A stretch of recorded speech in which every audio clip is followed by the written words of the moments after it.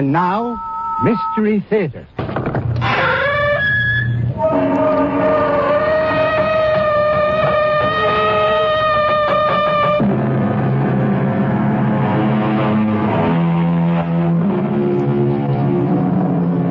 Come in. Welcome. I'm E.G. Marshall. Lend me your fears. It happens now and then that a man will vanish without warning, disappear completely, without leaving a trace. Or a man will suddenly lose his memory. His body remains, but his mind has gone. What is essential in him leaves us, and we are left perplexed, mystified, frustrated. All we have to go on is rumor, speculation, theory. And since we cannot explain it, after a while, we tend to stop thinking about it. Until it happens again. To somebody else. You're back. Oh, my husband, you're back. What? You won't even embrace me. Who are you? Who am I? What kind of question is that? How can you say you're my wife? We've been married for more than 15 years. No, we haven't. What are you trying to say? I'm trying to say that I'm not your husband. You're not my wife. I don't even know you. What's more, I'm not even standing here. How can I be? I haven't even been born yet.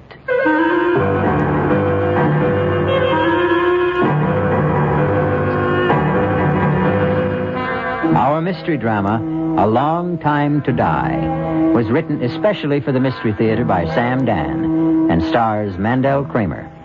I'll be back shortly with Act One.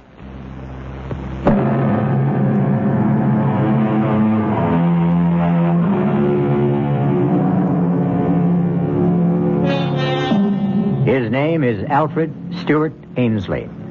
He's 41 years old. Average height, average weight, average looks.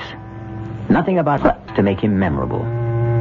Indeed, he has never in his life done anything to bring him notice from beyond the circle of his immediate family, his close friend, his rather esoteric profession. His name was in the newspaper twice.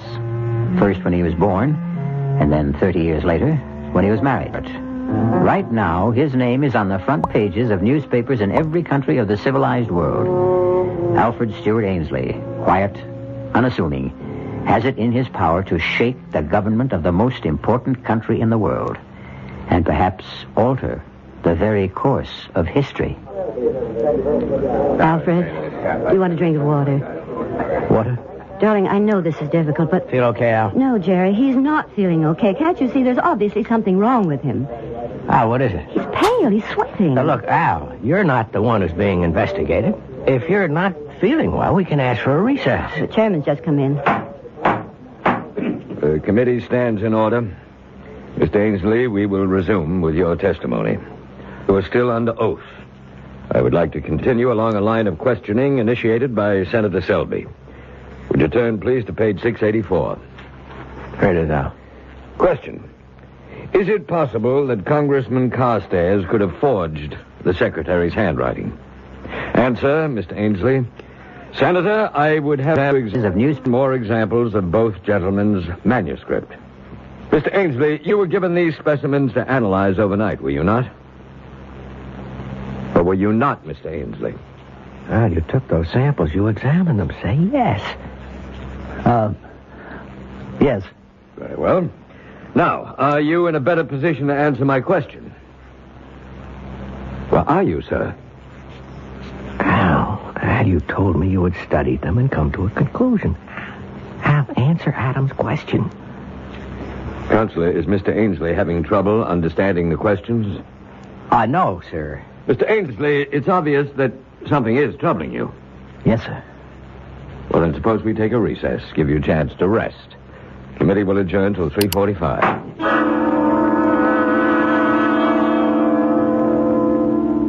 Well, Al, you want to talk to me? I never saw that before. Saw what? A man make smoke. The way you make smoke. Al, are you serious? We have pipes, and we put the tobacco in the pipe, and that's how we smoke. But you're holding something. What's that called? All right. I can play along if that's how you want it. This is called a cigarette. Cigarette? You mean you never heard of it? No. Well, that's odd. Right here in your pocket. Put your hand inside your shirt pocket. You have a pack of cigarettes. How long do you want to play this game? It isn't a game. Tell me what it is then, Al. You call me Al. I'm not Al. You're not Alfred Ainsley? No. All right, who are you? My name is Mahatwiki. Yes? In your language, it would be Running Beaver. That sounds like an Indian name. Indian. That word, Indian. Yes. In this language, in your language, it would be Indian. You claim you're an Indian? Yes. Well. You don't believe me? Just tell me how you got here. I was sent to the north to scout the, you would call them the Iroquois. Scout? Yes, to see if we should make war. War? Make war or become allies. I was on my way home to my tribe. I was at the place where the mist covers the rocks. I walked into the mist, and there was a noise. What kind of noise? Loud thunder, a flash of lightning. It was as if someone had hit me over the head with a club. I knew nothing. Then I was sitting in a strange room in strange clothes, and strange people were talking to me on a subject I know nothing about. You claim to be an Indian. You talk about fighting and wars. Well, that would be before the white men came to this country. I've never seen men like you and these others. There's one small detail that troubles me. How does it happen you speak English? I don't know. You don't know? I don't know. I was returning to my people. They live near the banks of the Great River.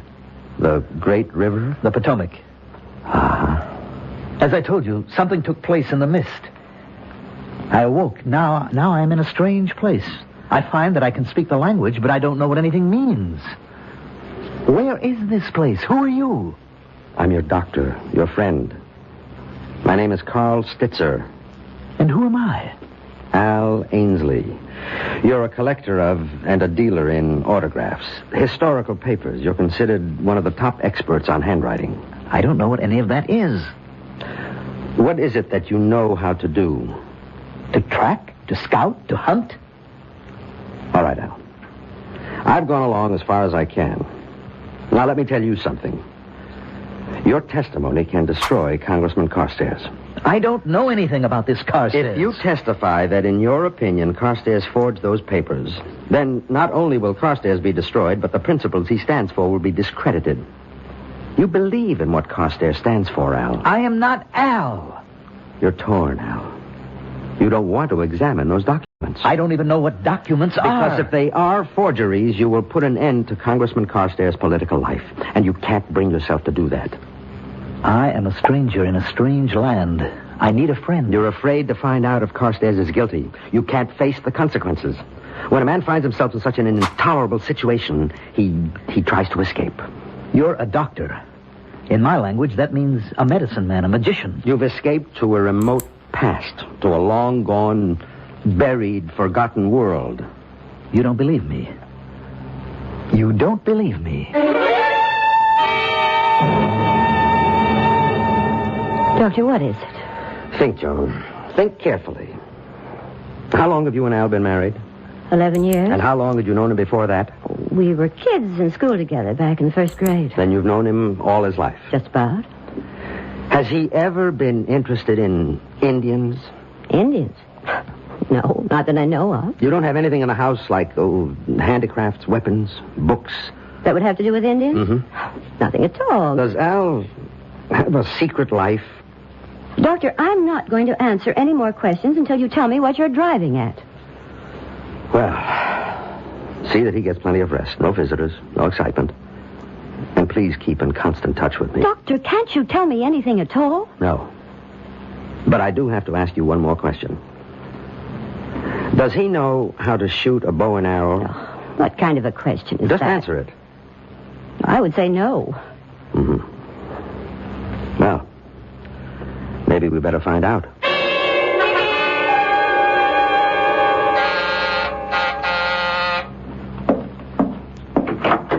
Morning, Jerry. Doc, I've been waiting for you. Is Al dressed and ready? Look, Doc, you've just got to talk to me. Why? Why? Why? Don't pretend to be living in a world of your own. You read the papers, you hear the news broadcast. Yes? Al has to testify. Yes or no.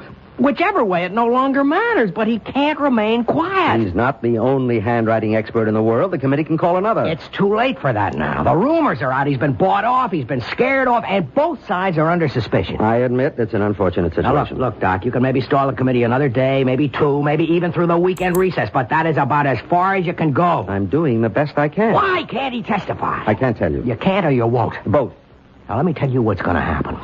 The committee has the right to assign their own doctors to examine Al. I know. Well, how much time do I have? A week?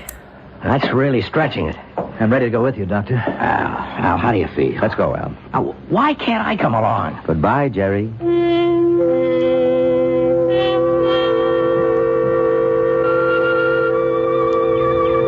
A fox has been by here.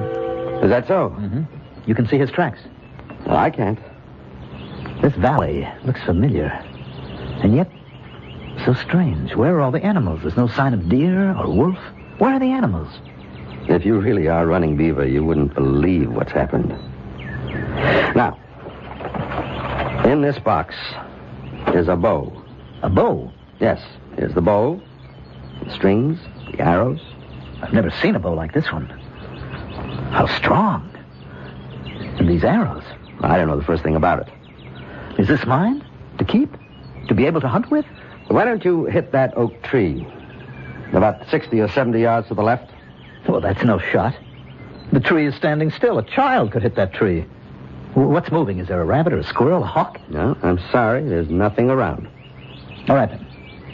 I'll put this arrow into the center of the trunk of that small tree on the right. That maple. But that's almost 150 yards. It's an ordinary shot. I'm ashamed of it. But there's nothing else. Right in the center. Well, Doctor? I don't know, Running Beaver. I don't know. How do I explain this? Someone, probably a seasoned politician, said once, when in doubt, tell the truth. That sounds great, in theory. But how would you like to have to tell this kind of truth to a sharp congressional committee? We'll have more of this kind of truth when we return shortly with Act 2.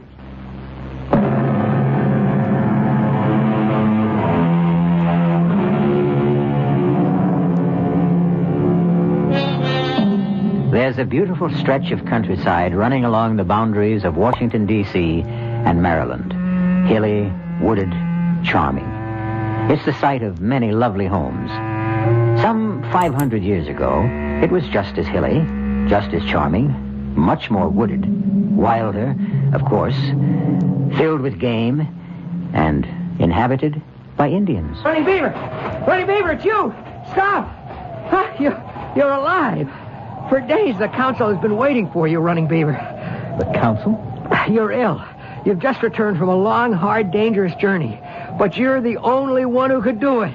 Now, what bothers you, Running Beaver? You act as if you don't even know me. I'm your friend, your blood brother, Eagle Wing. Come, we must go to the council immediately.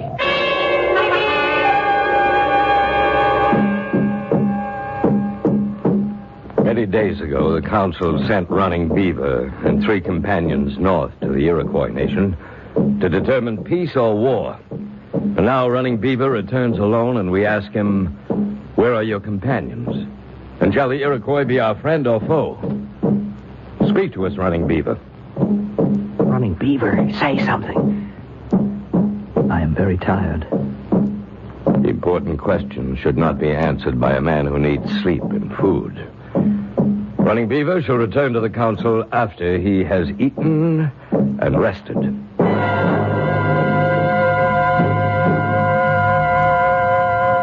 Sit, my husband. I have meat, corn. I was so frightened. So afraid the Iroquois would kill you. Sit, rest, and eat. Now, I will tell you the news about the boy. The boy? Our son. He's been chosen for the Wolf Society. You always wanted that. Your mother brought him this bearskin robe. You're not eating. It's not cooked. It's the way you like it. Is something wrong? You don't look right. Perhaps you'd better see the medicine man. The medicine man? Red Bear. He always liked you. There is something wrong. This is not like you. Not to be hungry, to be so quiet. You're frightened. Why are you frightened?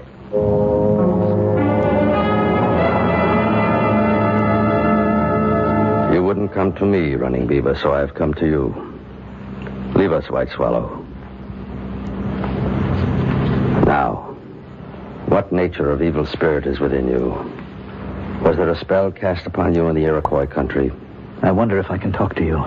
You wonder? Your father was my closest friend. I seem to understand. How, I don't know, but I seem to understand this language. Is that a surprise? This is your language. I don't know what I'm doing here. I don't know how I got here.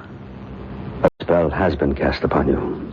I'm sure you won't believe, but I am not Running Beaver. How can that be? My name is Alfred.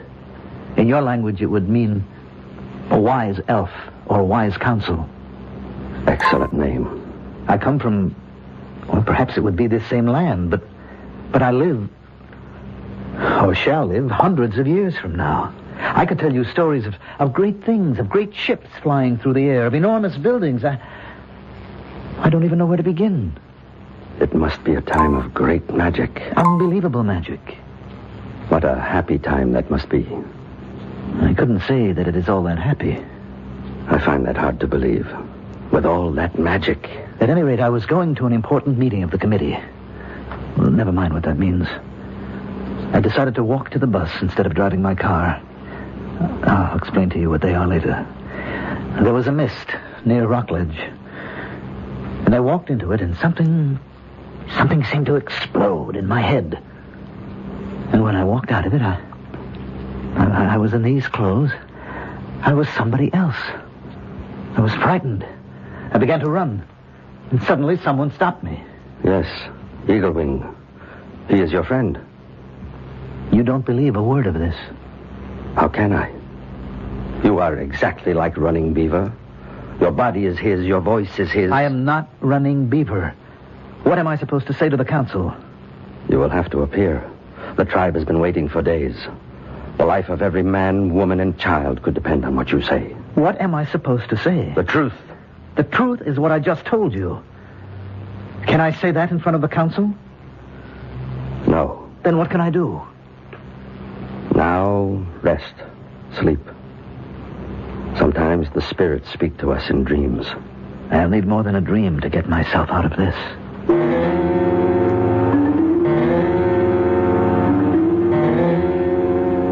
Running Beaver? My husband? Are you awake? Oh, what a dream. Joan, you'll never imagine. Oh, no, I'm still asleep. Running Beaver? Can you eat something now? Cold. Oh, here, wear this robe. Your mother made it. My mother? Please, can't you tell me what's wrong? Running Beaver, may I come in? Who's that? Your oldest friend. Do you mean you don't know Eaglewing's voice anymore? Running Beaver, you must come to the council at once. He's not well. I know he's not well, but there's trouble. Trouble? There's talk all over the village. Now, what happened to the 3 men who went with you to the Iroquois? Did you kill them? Kill them? How could he kill them? They were all his friends. What passed between you and the Iroquois chiefs? Running Beaver, you must tell him. I don't know. I don't know.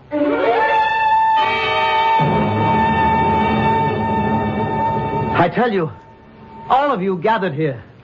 I don't know. Running Beaver, in war and peace, you've been first among us. We sent you as our ambassador to the Iroquois. We entrusted you with the lives of 3 of our bravest young men. Now, where are they? Their families have a right to know. Speak.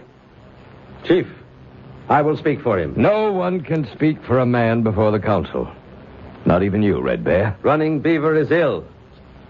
What kind of illness? He has lost his memory. Convenient loss of memory. Quiet! Where is my son? Where is he gone? I can't see him anymore. Quiet! He has lost his memory? Yes. Can you cure him, Red Bear? I can try. You have 6 days. At the end of that time, Running Beaver will talk to the council or else submit to justice.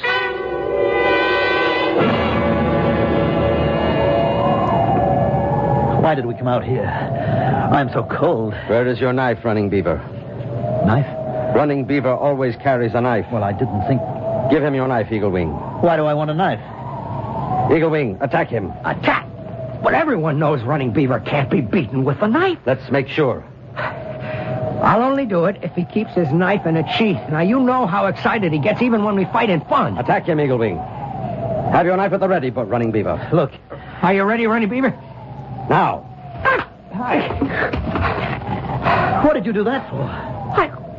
Did I catch you off guard? Look, I am trying to tell you people I am not... Eagle Wing, go back to the village. But I... Do as I tell you. I At was once. never able to do Go that back to the village. him. There is magic here. Yes, I'm going. What did I just see? You saw a man knock me down. You don't know how to fight with a knife anymore. When did I ever know how to fight with a knife? I can't believe it. I was just a quiet kid when I was in school. And I suppose you can't shoot with the bow. No. Or throw the lance. I'm trying to tell you I am not your Running Beaver. Then we have magic. Call it what you want. But we have trouble.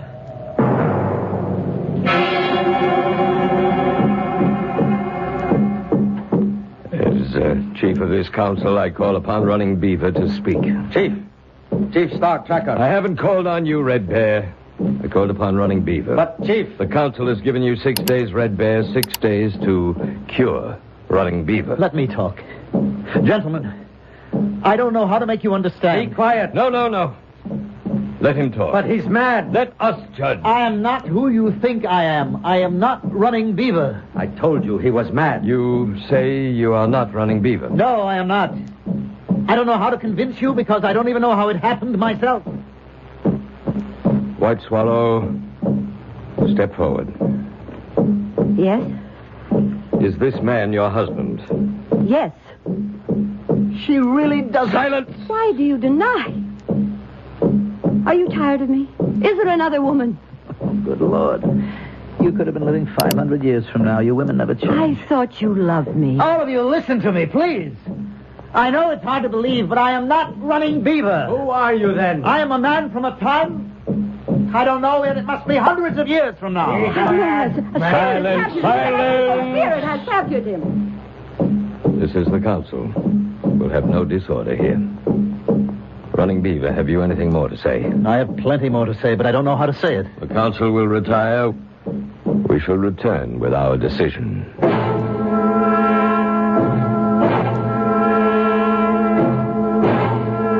Red Bear, what are they going to do with me? Well, It's not good, is it? it will depend. Depend on what? Star Tracker is a devout believer in magic. I think he believes you. Well, then it can't be bad. But the people are angry, and 3 young men are missing. Probably dead. The people feel it's your fault. But Probably the council will declare that you have been possessed by an evil spirit. it's all nonsense. I'm sure you know what you think. But you asked me what I think. What will happen? The evil spirit will have to be driven out of you. How? Or shouldn't I ask? By fire. By lance. By arrows. You mean they'll kill me? That's how we drive out the evil spirit. Is there anything I can do, Red Bear?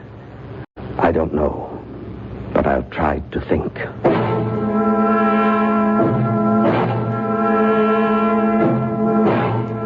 Running Beaver, stand before the council. You have been ordered to report. You refuse. I tried to tell you. Therefore, the council has decided to drive the evil spirit out of you. No! Tell them, Running Beaver, tell them! We must have silence. Tonight, Running Beaver, the council will drive the spirit from you. Wait! He has the right to ask for judgment by combat. What are you saying? Must I remind the council of the law? Very clever, Red Bear. No one dares. Silence! Silence! Well, you've heard the challenge. Who will fight Running Beaver? Your reputation has just saved you. No one will dare to meet you. No one? No one will accept the challenge? Are we a tribe of trembling women? Must I, at my age, save the honor of the people? I'll fight him. Eagle Wing, you're his best friend. No longer. After all, he denies he's running beaver, doesn't he? The council accepts the offer of Eagle Wing. May the one who is right win. Clear a space. Wait. The law says each contestant must fast and pray for 3 days. No, Silence! We shall obey the law. We shall meet again in 3 days. What did you get me into? I got you 3 days. What good will it do me? You could learn to fight with a knife. Well, you've been a quiet, unassuming handwriting analyst all your life. You've never so much as swatted a fly in anger. Now, suddenly, you have to fight to the death with knives, no less. And how is the other fellow doing? The one who has to face the congressional committee? We'll see how it all comes out when we return shortly with Act 3.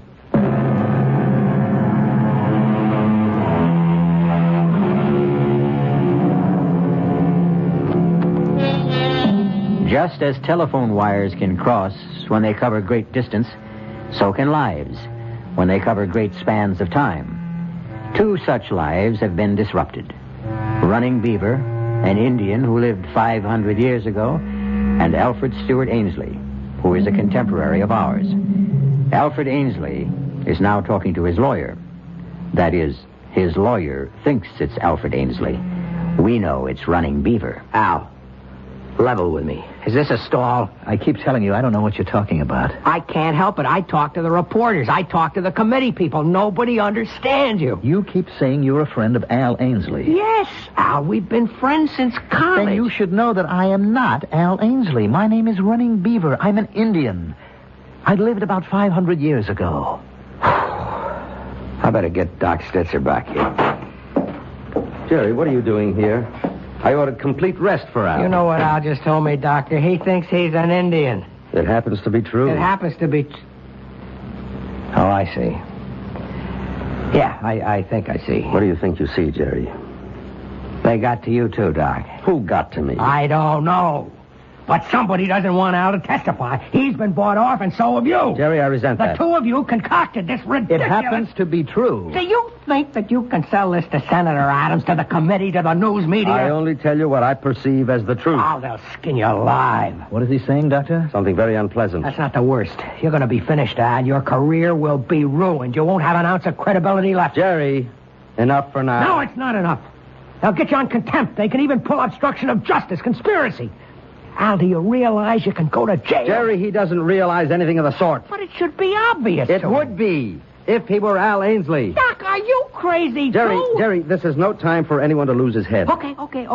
Let's be calm. Let's be reasonable. How does a thing like this happen? There's no answer. I've done some research, consulted. And the best I can come up with is... Look, at the speed of light, there's no regular sequence of time. The past, the present, the future, everything is mixed and jumbled up. Everything becomes a storm of pure energy. Doc, what can I do to convince you guys? Sometimes, in rare cases, our thoughts, our ideas achieve such intensity that they, too, become a form of energy and carry our minds into this raging storm. And minds can be mixed up and thrown from one body into another. I can't believe I'm sitting here listening Whatever to the this. reason, he's not Al Ainsley. Oh, get a hold of yourself. Jerry, now you can't excite him anymore. I'll throw you out of here. You may not have to throw me out. I want to leave. Now, Al, in exactly 3 days, you'll have to appear before that committee. If you value your reputation and your freedom, please think up a better story. Or best of all, tell the truth.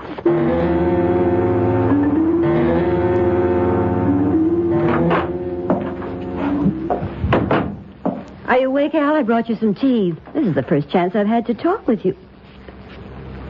Darling, what is it? Are you my wife? I mean his wife? What are you saying? I'm not your husband. Don't say that. It's true. I know you, darling. I've known you all my life. Who knows you better than I do? I am not Al Ainsley. There's someone else, isn't there? Another woman. Please. I knew you were timid, but I didn't think you'd go this far. I have a wife. What? Her name is White Swallow. And we have a son. Al, I don't know what your game is, but you won't get away with it.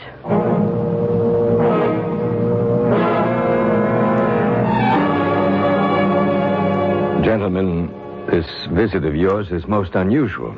I know it is, Senator Adams. I have no right to conduct committee business privately. Senator, we just wanted to acquaint you with certain facts.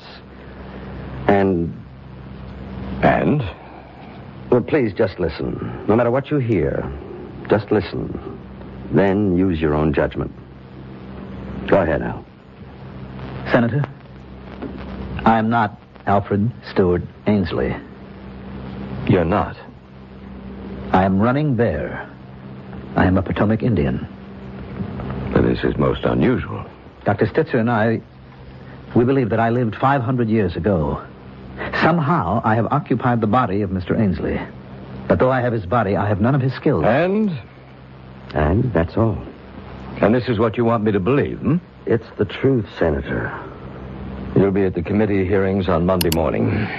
Senator, didn't you hear... Doctor, I don't believe a word of it.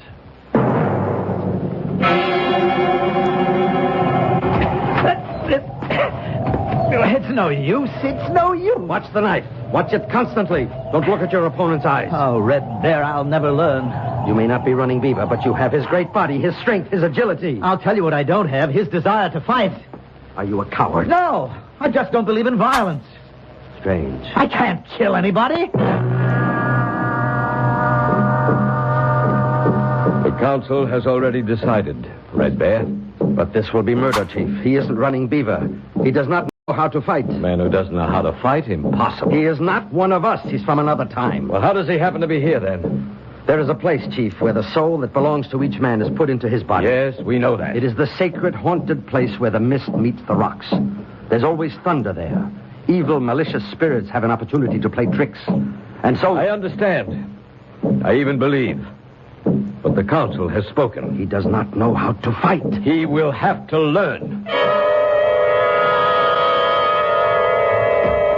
Keep the knife low and moving. It's no use. I just can't kill anybody. Even to save your own life? Suppose I kill Eagle Wing tomorrow, then what? At least you'll be alive. To do what? To live out my life here in an alien place doing things that I hate? Fighting, hunting, killing? No, I'm better off dead. You'll have to testify before the committee. I can't. You'll be ruined. Well, if that's the only way... Relax. Think. Don't fight against Alfred Ainsley. Accept him. Let his thoughts flow into your brain. Let his knowledge come to you. Why? So you can get past the committee. And then? What do you mean, then? Then what will I do? Live here as Al Ainsley, away from my wife, my son, my friends, my people?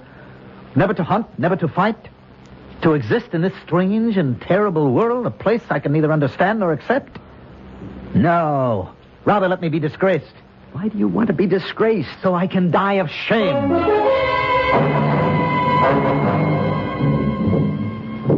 Wake up, Running Beaver. Wake up. It's time to start out for the fighting ground. So early? You still refuse to fight him as Running Beaver would? Yes, I refuse. Why? I told you. I want to die. I know why you would want to die in this life, but I don't understand why you would want to die in your other life. What are you saying? What troubled you? You are a man of trouble. I see that. When you walked into the mist, were you troubled? How did you know? I am only guessing. In your other life, did you also want to die? I'm not sure. Perhaps I did want to. Why? Because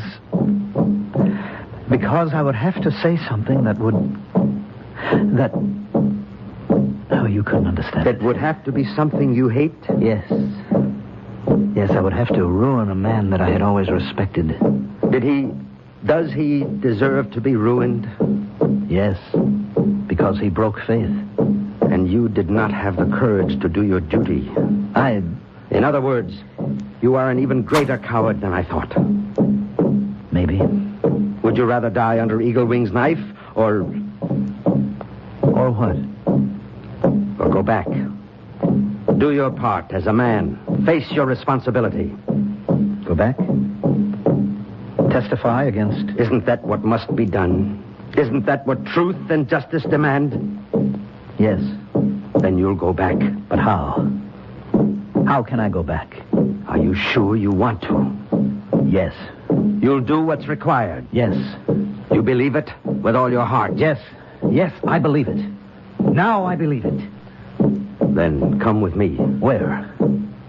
To the place of mist. The sacred place. Where you became Running Beaver.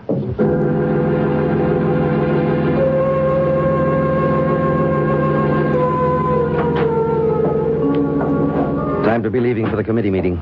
I'm ready. I decided to go with you. Let's get it over with. Tell me, something bothers me. It bothered me that first day when I thought that you had willed yourself into amnesia. I can see how Al Ainsley could have found life intolerable. But you're not Al Ainsley. No. Therefore, my diagnosis was wrong. I don't think I understand. Why was life also intolerable for Running Beaver? Why were you trying to escape as Running Beaver? To escape? What was tormenting you? How did you know? Did I guess right? Yes. From what were you trying to escape? I had gone with 3 others to the Iroquois as an ambassador. The Iroquois promised peace. I knew it was a lie. My 3 friends were bribed. On the way home, they plotted to kill me. I was too smart, too strong. I killed them instead. If I told this to the council, I would make enemies. I was afraid. I see. Would you rather die like a man among your own people, if indeed you must die at all, or would you rather die of shame here among strangers? I am wiser now, but it's too late. It's too late for me. I can't go back. Are you willing to face the council? Face them? Defy them? Fight them? Let's go back to this place where the mist covers the rocks. And when we reach it, try to go back. All the way back home again.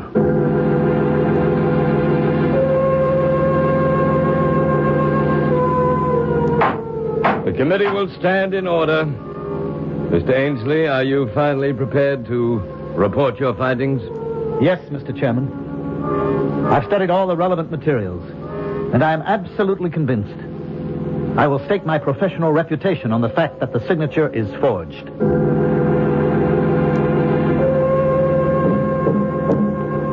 I say this to the council. 3 young men of the tribe took bribes from the enemy. I alone refused. They tried to kill me. I killed them instead. I will answer for this deed with my life.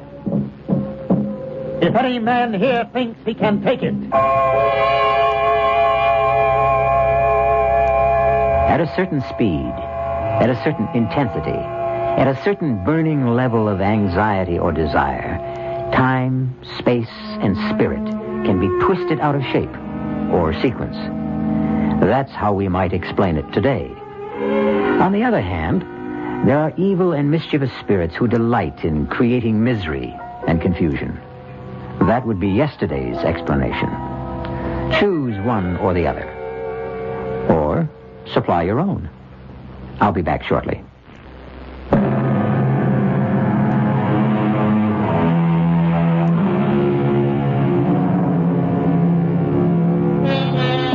And what's the moral of our little tale? Simply this. Whenever you're desperate for a means of escape from a problem, don't try too hard for an easy way out. You might just be unlucky enough to find it. Our cast included Mandel Kramer, Grace Matthews, Arnold Moss, Nat Pullen, and Mason Adams. The entire production was under the direction of Hyman Brown. This is E.G. Marshall inviting you to return to our Mystery Theater for another adventure in the macabre. Until next time, pleasant dreams.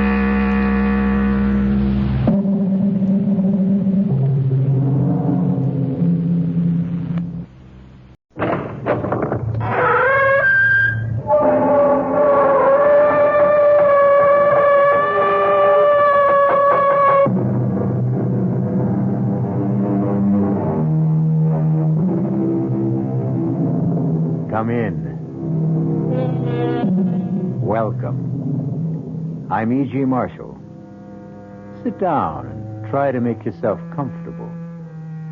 Yes, it is quite warm in here, but don't worry about it, because in just a moment, we'll bring you a tale that will chill your blood. A tale of black magic that may have begun centuries ago, but which takes place today. A tale in which one of the dark powers of the pit is released on the campus of a Midwestern university. Did you hear that? It's just the wind. No, it's not. It's something else. I don't hear anything. I do. A kind of humming, singing sound. Look over there, near Brewster Hall. It's only a shadow. It's moving. It's coming this way. Oh, now stop it, Debbie. You're getting yourself all... I tell you, it's coming this way. There, it's got eyes. It's that thing I saw in the mirror. Get out of here. Run. Debbie, wait. Oh, don't go that way. This way. Over toward me.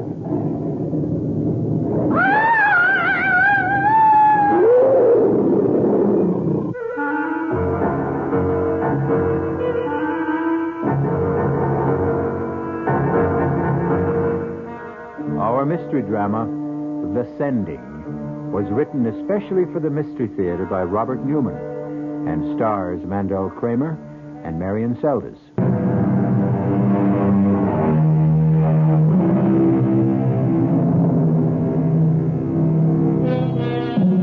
Is there such a thing as black magic? The ancients thought there was. For centuries, there were those who were willing to trade their souls for the power to call up and control the dark forces of the pit. To what end? Sometimes for power or wealth. Sometimes, as in this tale, to achieve eternal youth, eternal life. But, as we will see, there is always great danger involved. And the price is always high, and usually paid in blood. Our spine tingler begins in a large, rambling house on the edge of the campus of a Midwestern university. A gray-haired woman, strangely shrunken, but with intense, gleaming eyes, sits in a chair in a sparsely furnished room, waiting and listening. Arnold? Yes? Where are you?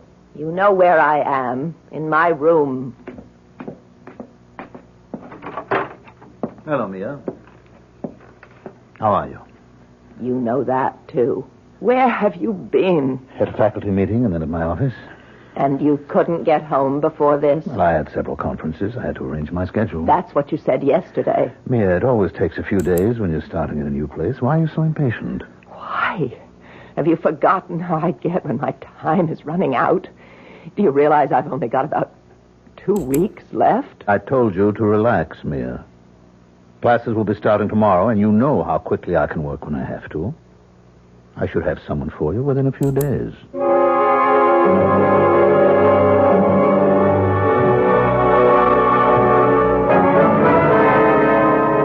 So, to sum up our first session, what we're dealing with, then, is a tradition that goes back to the dawn of time.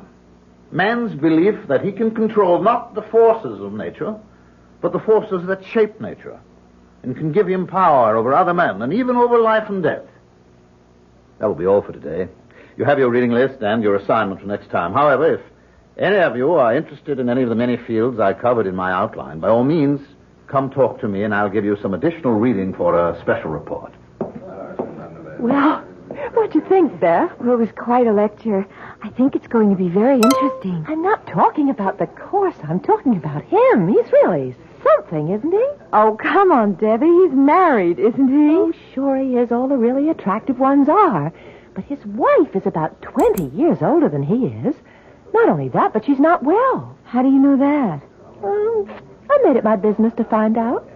Since he just got here, it wasn't easy. But if you really want something... Debbie. Okay. There's no reason why you should care. You've got someone for yourself. If you're talking about Bill, I haven't got him. He just has the room across the hall from me. Which he made a point of getting last spring. So? So, give me a hand. come on up and talk to Lansing with me. All right. As a matter of fact, I was going to do it anyway. I thought I might do one of those special reports. Oh, great. Then you talk to him, and I'll tag along. Okay. Professor Lansing? Yes? I'm Beth Howard. I'd like to do one of the special reports you talked about. Oh, I'm delighted, Miss Howard. It usually takes 3 or 4 sessions before anyone volunteers. Was there something you were particularly interested in? Well, yes, the tarot. I should have known. That's usually one of the first assignments to be requested. Tell me, do you have a set of tarot cards? No, I haven't. Well, after you do your report, I'm sure the bookstore will have to order them. But in the meantime, if you'll stop by my office this afternoon, I'll give you my set and also a supplementary reading list. Oh, thank you, Professor. Not at all. What about your friend? I'm sorry, I don't believe I know your name. Debbie Ross. Would you like to take on one of the special assignments too, Miss Ross? Oh, well, not right now, Professor, but I'll probably ask for one after the next session or two. But in the meantime, I wanted to tell you that I think the course is absolutely fascinating. Well, thank you, Miss Ross. Today's lecture was very general, of course, an attempt to indicate approach and sketch in background, but I hope you'll continue to find it interesting. Oh, I'm sure I will.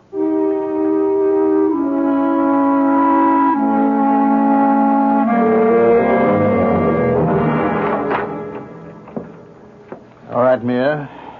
I told you could relax, and you can. You've got one? I have several. 2 in particular. I'm sure you'll be delighted with either one of them. You're sure? Mia, haven't I done it often enough so that I can tell? Yes, we both have, but Arnold, it'll have to be soon, or I'll be so weak I won't be able to help. Don't worry, Mia. It will be soon.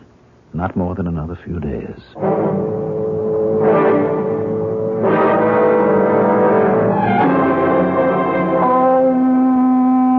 All the power that ever was or will be is here now.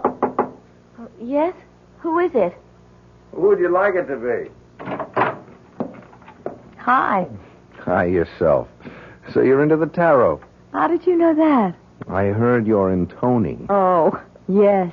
But how did you know that had anything to do with the tarot? I'm not exactly an ignoramus, but I did a lot of reading in it on my own, and in practically everything that was related to it. You never cease to astonish me. Yes, I'm quite an astonishing guy. Uh-huh. But how come you're not just studying it, but working with the cards? It's for Professor Lansing's course. I'm doing a special report for him. Oh, good old Witchcraft 1-2. Oh, come on, Bill. We were a little surprised when we heard he was going to be giving it. No, I don't know why we should have been. Quite a few of the universities are giving courses like it. After all, this is the age of Aquarius. It happens to be a very interesting course. Yeah, sure it is. And Lansing's a fascinating man. Yes, he is. You know him? I've never met him officially, but I've seen him at the pool. The pool? Yeah, he's a very good swimmer. Oh, I'll have to tell that to Debbie. Why? Well, she's taking the course, too, and she's got quite a thing about him. Yeah, well, just tell her to watch her step. Oh, because he's married? No, because I've got a funny feeling about him.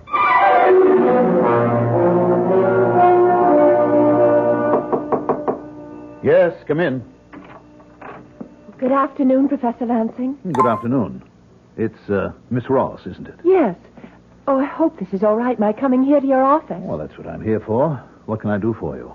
Well, I told you after your first lecture that one of these days I'd like to do one of your special reports. Yes, I remember. And you're ready to do one now, are you? I've gotten pretty well squared away on all my other courses, so I do have time for it. Well, I'm delighted.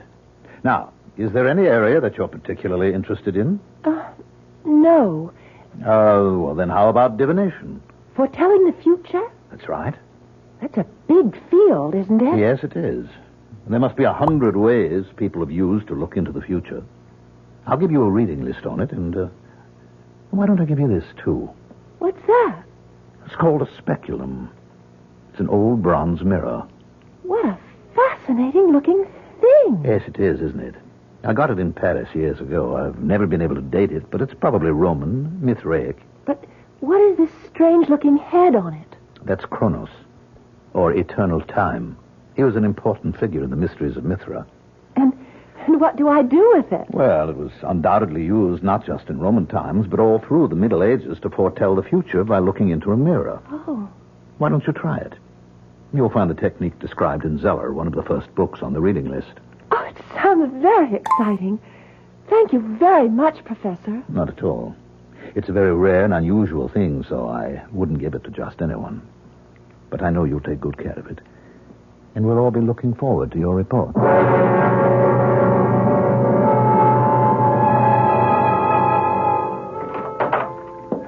Mia, I've got the girl. One of the two I told you about. Her name is Debbie Ross. She has the mirror? I just gave it to her. Good. When can we do it? You are impatient, aren't you? Yes. All right. We'll do it tonight. I hope you're approaching the occult with the proper amount of skepticism, said Professor Lansing. But somehow he didn't sound very skeptical himself just now. Exactly what are he and his wife planning to do tonight? And what does that have to do with the mirror he gave Debbie? We'll find out shortly.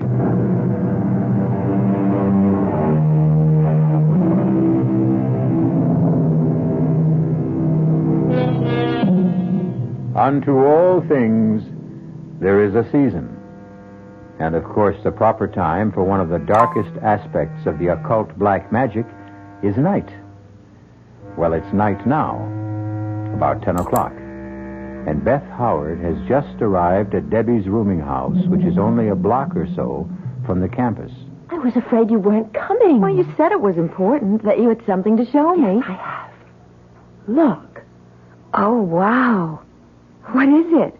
A speculum. What's that? An old bronze mirror, probably Roman. Where did you get it? From Professor Lansing. Oh. I went to see him this afternoon. Beth, I think he likes me. He said he wouldn't give it to just anyone. I'm sure he wouldn't.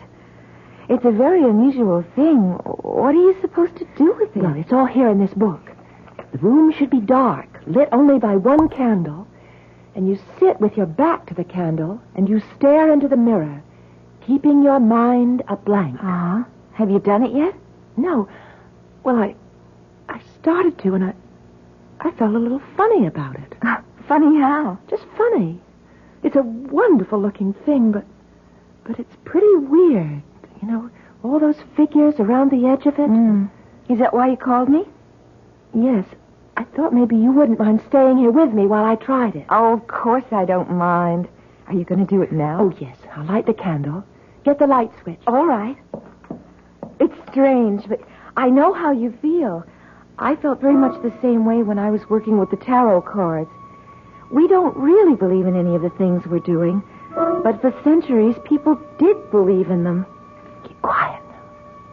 I'm going to look and concentrate. All right. Well, do you see anything? I don't know. I think maybe... What do you see? Wait, I'm not sure. It's probably just a shadow, but I do think I see something in there. Oh, what does it look like? It's hard to tell. It's dark, very dark and shapeless. It's moving. It's turning. Beth, it's got eyes. Flaming eyes. Oh, come on now, Debbie. No, it has. It's looking at me. Put on the light, Beth. I'm not going to look anymore. Okay. Oh. You really did think you saw something. Yes. Well, as you said, it was probably just a shadow, the candle flickering. You really are shook up, aren't you? Yes, I am. You want to come over to my place and stay overnight with me? Could I? Of course. Bill's out, too, giving a seminar, but he should be back soon, and if my light's on, he'll come in for a while. Oh, good. Just let me get my coat and wrap this up again. You're taking the mirror? Oh, I better. It may be a scary thing, but it's very valuable, and I said I'd take care of it.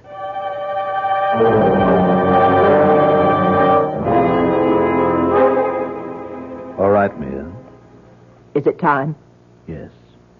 Let's go into my study. You'll have to help me. Of course. Take my arm. Oh. Slowly. Arnold, I really am weak. I've never felt so weak before. It doesn't matter. We'll all be over in a little while. Here, now, sit down. Yes. I'll get the box.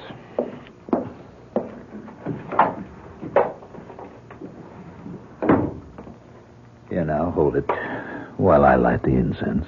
I have it. Where do you think she is? What is the difference? She has the mirror. No matter where she is, it will find her. Are you ready? Yes. Give me the rod. Here. All right, now you'll be quick with the R theme when I need it. Yes.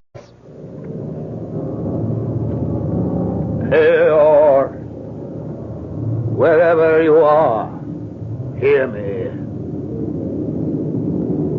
Do you hear me, Peor?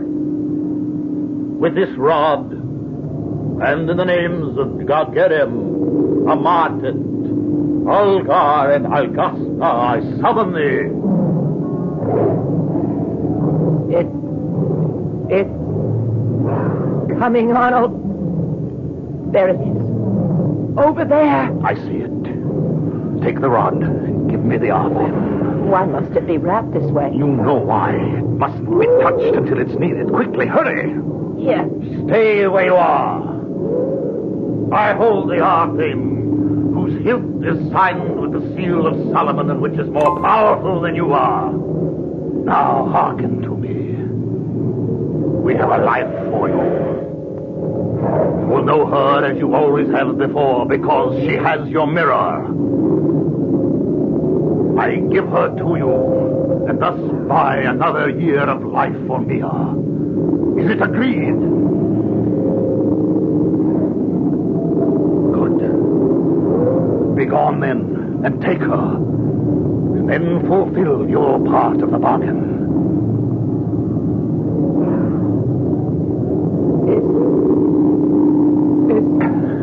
It's gone. Yes. Are you all right? Yes. Yes. Somehow I always forget how much it takes out of me. Yeah, here's the R theme. Wrap it up again carefully. I'll get us both some brandy.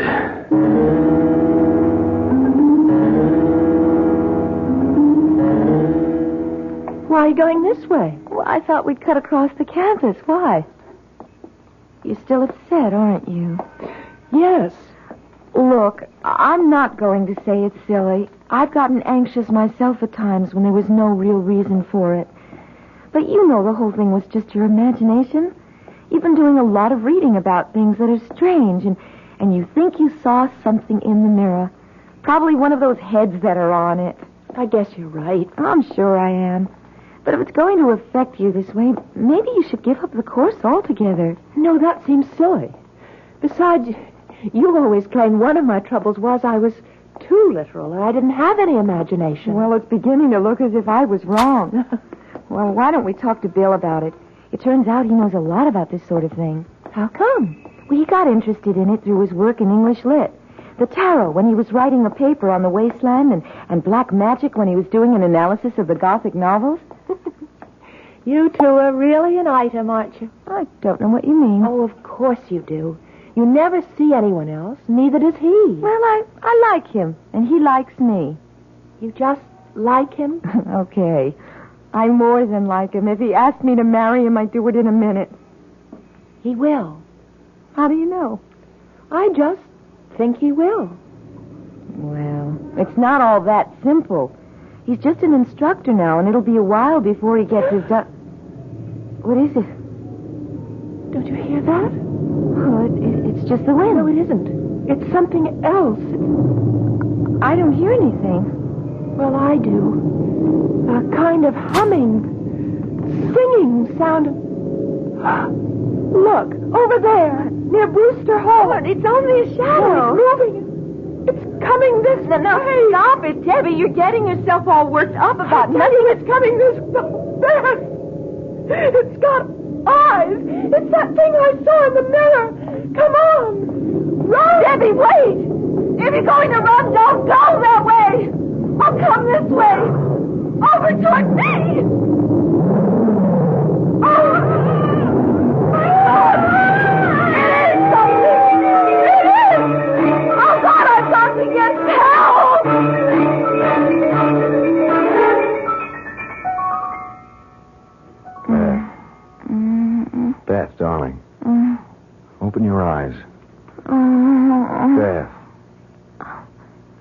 Good girl. I was starting to think I should call a doctor or take you over to the infirmary. What? Oh, Bill. Yes. How are you? I don't know. What happened? I'm not sure. I found you lying on the sidewalk at the edge of the campus. I brought you up here to your room. Oh, my head hurts. I'm not surprised. You got a nasty bump. You must have fallen and banged it. Now, get a wet towel. I'll put on a compress. No, wait. Debbie! What happened to Debbie? Debbie? Yes, she was with me. We were going across the campus when suddenly we saw it. The thing from the mirror, and we started to run and... Wait a minute. What thing? I told you, the thing from the mirror. It came after us. After her, and I heard her scream. Oh, Bill, you've got to go look for her. Yeah, sure. Look, let me get that... No, I'm all right. You've got to go find her. All right, now quiet down, Beth. Now, when I found you, you were all alone. Because I ran one way toward the house here, and she ran the other, and it was after... You don't believe me. Well, it's a little hard when I don't know what you're talking about. I mean, what was this thing that came after you, and what was the mirror? The mirror that Professor Lansing gave her.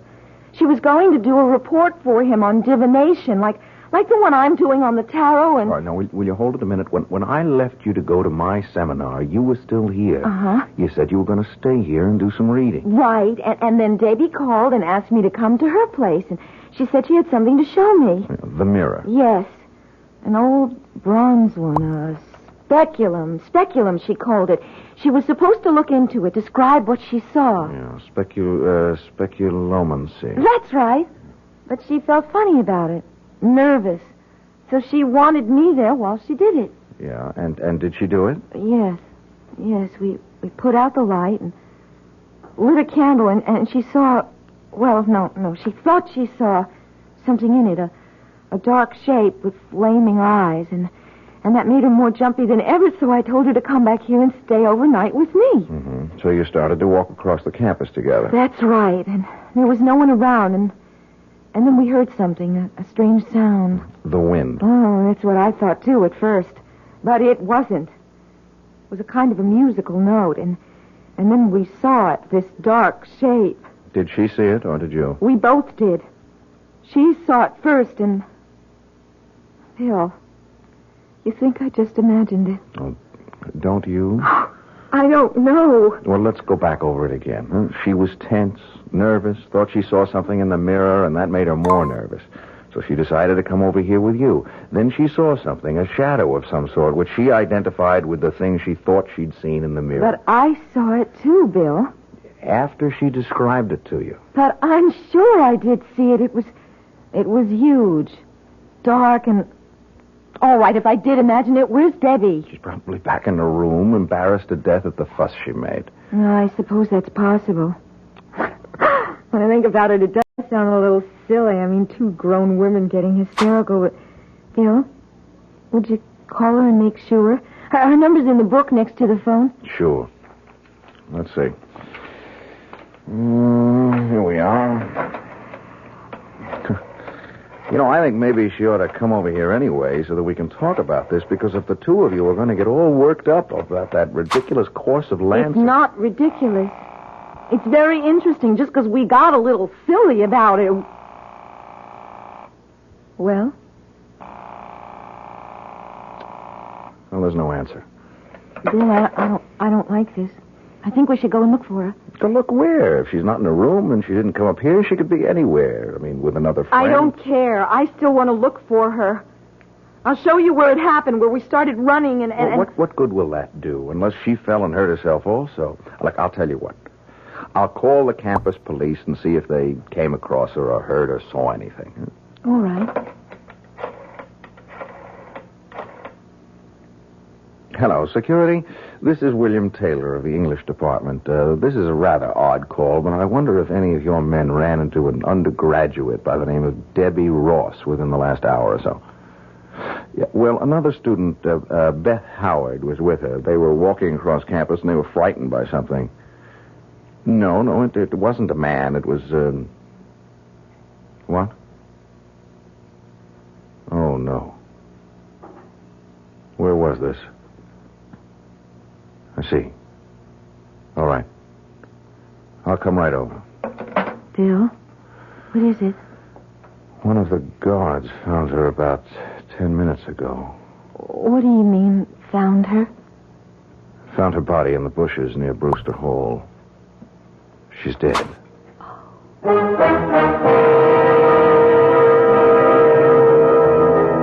Man is a rational animal, and we always look for a rational explanation of anything that puzzles us.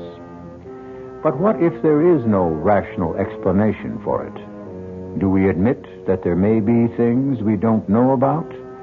Things that we've refused to recognize because the idea terrifies us? Debbie Ross is dead. But how did she die?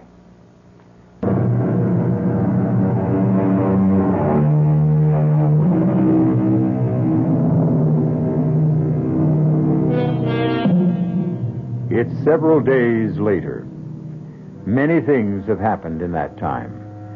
There have been questions, investigations, explanations, and recriminations. There has also been a funeral.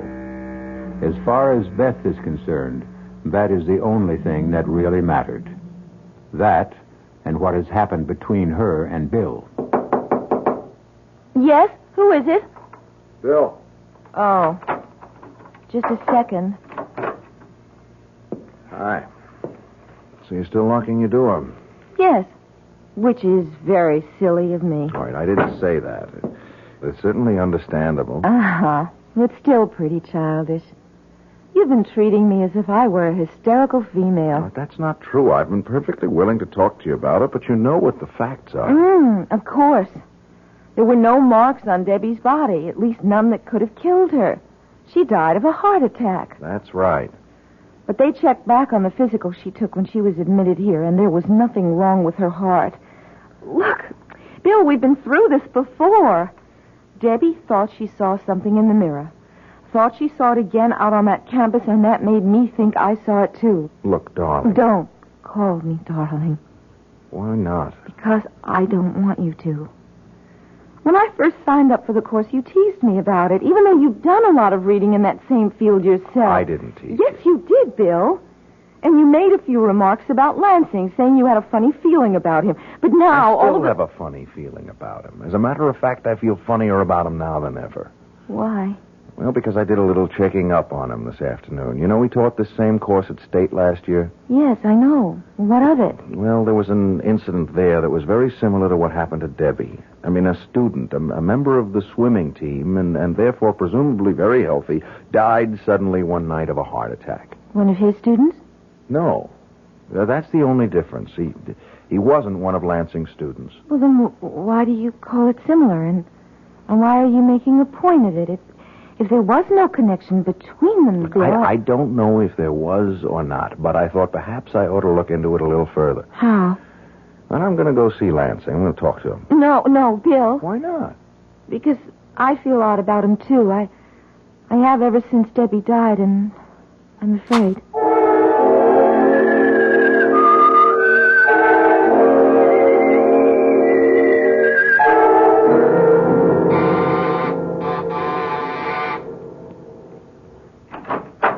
Yes? Good afternoon. Is Professor Lansing at home? Yes, he is.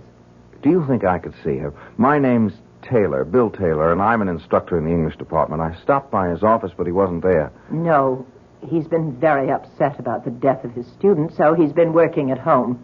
I see. It was an unfortunate thing. Yes, it was. You're not Mrs. Lansing, are you? Yes, I am. Why? Oh, well, it's just that I thought, I heard... That I wasn't well? Yes, that's right. I wasn't. But I'm fine now. You want to come with me? I'm sure Arnold will be glad to talk to you. Thank you. Yes? Arnold, this is Mr. Taylor of the English department here. Come in, Mr. Taylor. Come in. Sit down, won't you? Thank you. First of all, I'd like to tell you how pleased I am that you agreed to stay and continue with your course. Well, I was reluctant to, but the faculty committee felt that I should. What happened was very unfortunate, but I don't see how you could have been considered responsible for it in any way. Well, I felt I was. It seems Miss Ross was a very imaginative person, very open to suggestion, which I should have realized. I don't think anyone would have realized it. I wonder if you could help me in a project of my own. If I can, I'd be very happy to. What's the project? My doctoral thesis, which is a study of the dark tradition that runs through English literature and led to the Gothic novel. Oh, yes. Very interesting. Well, just how can I help you? Well, I've done a certain amount of reading in the field, but I've wondered if you could give me a copy of the bibliography you used for your course. Well, I'll be glad to. Unfortunately, I don't have any copies here, but I'll send you whatever I have as soon as I get to my office. What's your address? 21 Maple Street. All right. I'll get it off to you tomorrow. I'm very grateful to you. Not at all. You gave the same course at State last year, didn't you? Yes, matter of fact, I did. Did you know Tom Wallace when you were at State? Wallace? No, I'm afraid not. Was he a member of the faculty? No, he was an undergraduate on the swimming team. He died very suddenly near the end of the term. Oh, yes, I do seem to remember that. Was he a friend of yours? No, a friend of a friend. Well, I think I'll be running along, and I do thank you, Professor Lansing. Oh, not at all. Goodbye, Mr. Taylor.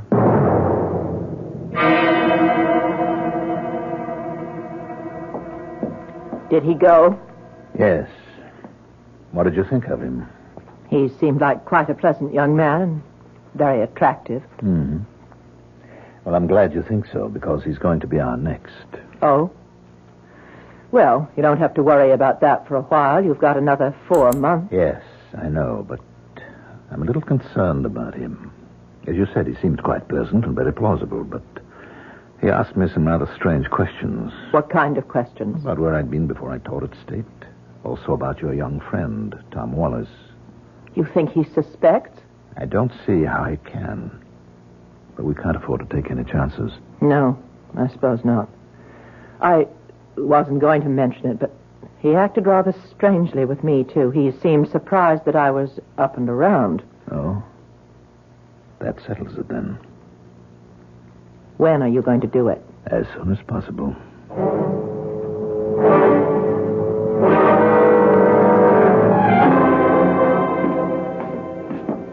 Beth? Yes, Bill? I've been waiting for you.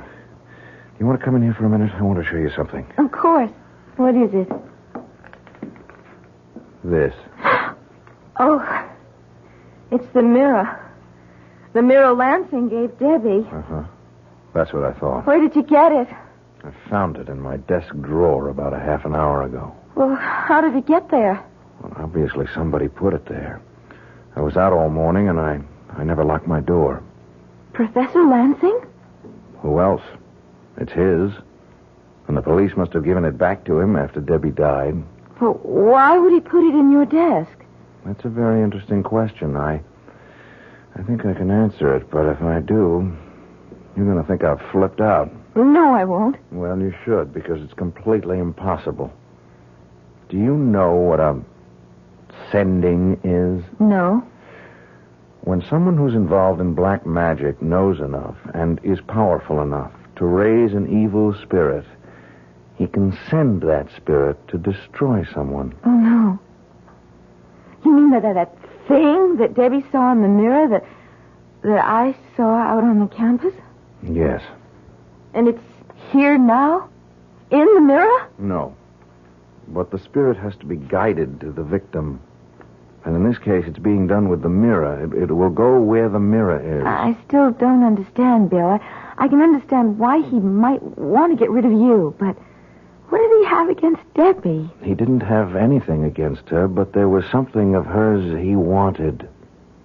Her life. Her life? Look, you remember what I told you about Mrs. Lansing yesterday? Uh-huh. That while the story was that she was quite old and ill, she turned out to be young and well and attractive? Yes. Well, according to the grimoires, the books of black magic, when you raise a spirit, you can also make a bargain with it. Give it the life of someone else in exchange for some more time for yourself or someone close to you. Bill. I told you it was impossible. Well, I would have said so, too, a week or so ago, but now I don't think so. I think it's true. What are you going to do about it? Well, I've got to get rid of the mirror. destroy it. No, I'm not sure I can do that. I'm going to act as if it were all true, all possible, and fight fire with fire. I'm going to get the mirror back to Lansing. Give it back to him? No, put it in his house without his knowing it. Well, how can you do that? I think I can. He has a class this afternoon. Yeah, but what about his wife? Well, she'll probably go out sometime. If she doesn't, I'll phone her. I'll give her a message that'll get her out of the house. Bill, I'm coming with you.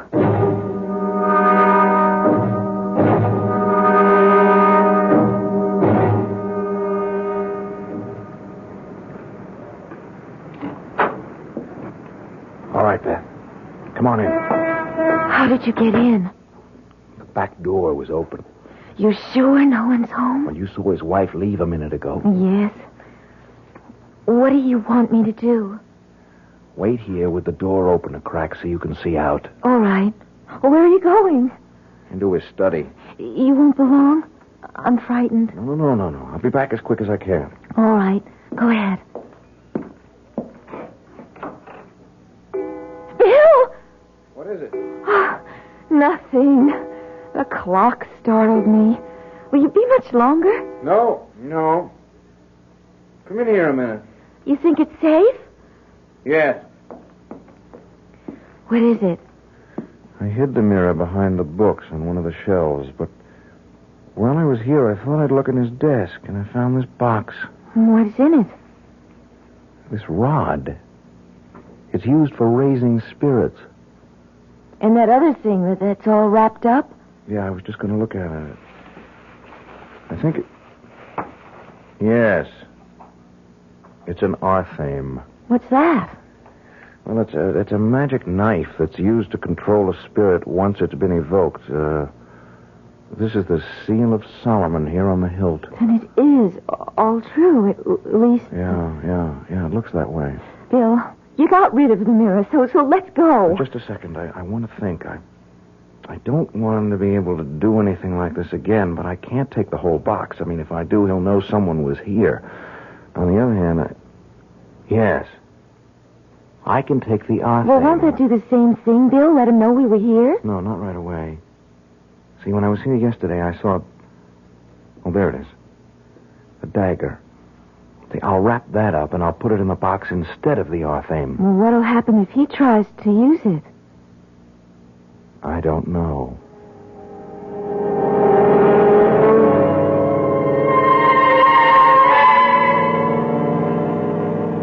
All right, Mia. Is it time? We said midnight. You're sure he's there? In his room, now? He has an early class tomorrow, so I would assume so. Now hold the box while I light the incense. Arnold, I don't like this. Why not? We've never done anything like it before. Twice, not just in the same place, but within a few weeks. We had no choice, Mia. He's suspicious. And if he goes on prying, asking questions... Yeah. All right. Give me the rod. Here. Pior, wherever you are, hear me. Do you hear me, Pior? With this rod and in the names of Dageram, Amartet, Algar, and Algasna, I summon thee. There it is, Arnold. Over there, near the bookcase. I see it. Give me the arthame. Here. Stay where you are. I hold the arthame. I have another life for you. A man this time. He has your mirror. Go to him and destroy him. Why are you looking at me that way? Why aren't you going? I tell you, he has your mirror. Bill, this is the arthame. It's my Persian dagger. What? Quick, find it. If you don't... No, keep away from me, please. Oh, my God, no!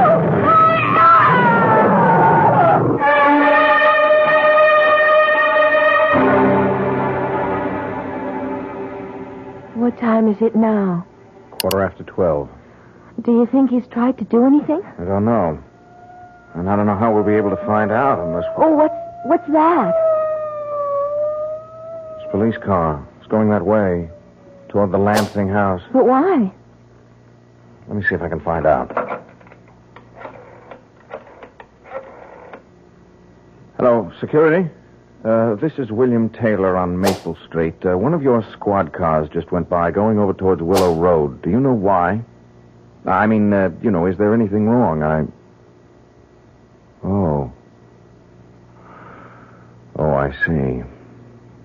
Thank you. What did they say? They're not sure what's wrong. Someone on Willow Road called and said they heard terrible screams coming from number 45. As if someone were being murdered. Oh, but that's... Yes. Their house. Oh, Bill, what are you going to do? Are you going to say anything? Well, what would be the point? Do you think anyone would believe it?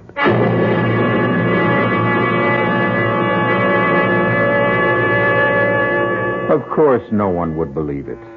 Things like that don't happen. At least not today. Oh, people may have thought they were possible once. There are many medieval tales of men who tried to use the powers of evil for their own ends and were finally destroyed by them.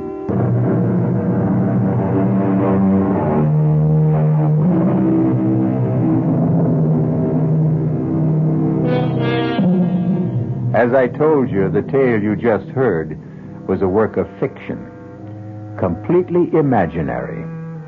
But I am reminded of what Shakespeare said. Why do I yield to that suggestion whose horrid image doth unfix my hair and make my seated heart knock at my ribs against the use of nature? Present fears are less than horrible imaginings. Our cast included Mandel Kramer, Marion Seldes, Tony Roberts, and Phoebe Doran. The entire production was under the direction of Hyman Brown. This is E.G. Marshall inviting you to return to our Mystery Theater for another adventure in the macabre. Until next time, pleasant dreams. The preceding Mystery Theater program was furnished by the CBS Radio Network. We invite you to stay tuned now for 15 minutes of the latest news from the WOR Newsroom with John Scott. This is WOR New York, an RKO General Station.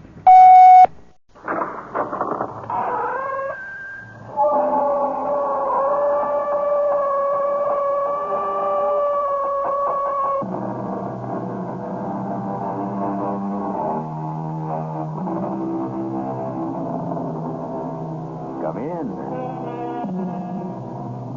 Welcome. I'm E.G. Marshall. Welcome to the world of terrifying imagination. The fear you can hear. Just mention the word swamp, and cold settles in the bones. The dampness runs through the veins like slime. And the thoughts of the brooding, cloying miasma lingers in the nostrils, fetid, decaying, conjuring in the mind visions of things that slide and slip and slither in the night. Who's that? Where are you? What is it? Where are you?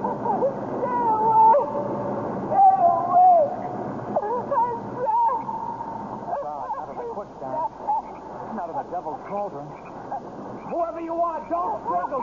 Try not to move. You'll sink faster. Stay away. The smoke can't hurt me.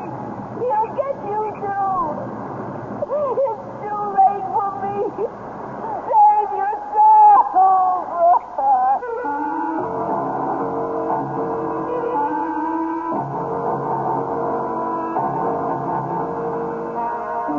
Our mystery drama, The Creature from the Swamp, was written especially for the Mystery Theater by Ian Martin and stars Jack Grimes and Joan Loring.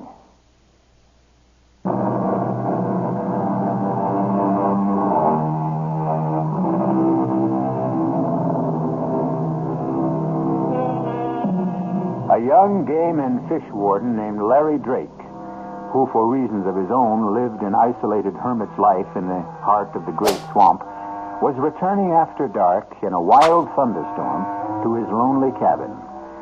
Just as he approached the cup-shaped body of quicksand and swamp water called... since this is his story, and he left a painfully careful and detailed record, why not let him tell it for himself?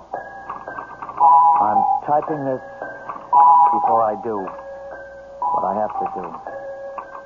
Because I know the sheriff must be on his way for me by now. This is the end of what began, seems a lifetime ago. But I reckon it's only a few days. The weather was foul. And as I started to skirt the edge of the Devil's Cauldron, I heard the sound of a woman crying. I broke through the undergrowth, and in a flash of lightning, I saw her for the first time trapped waist deep in the slime and sinking fast. Try to stay still. The more you flounder, the more you sink. Leave me. Save yourself. I'm not in any danger. Now, neither are you if you do as I say. Yeah, grab the end of this tree branch. You feel your soul, too. Let's not fuss over me. Concentrate on you. Grab the branch. That's it.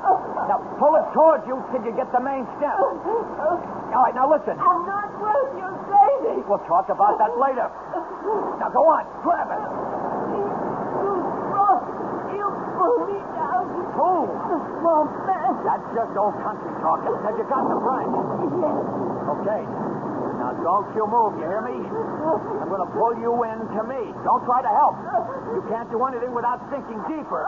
Just trust me. Trust me. Trust me.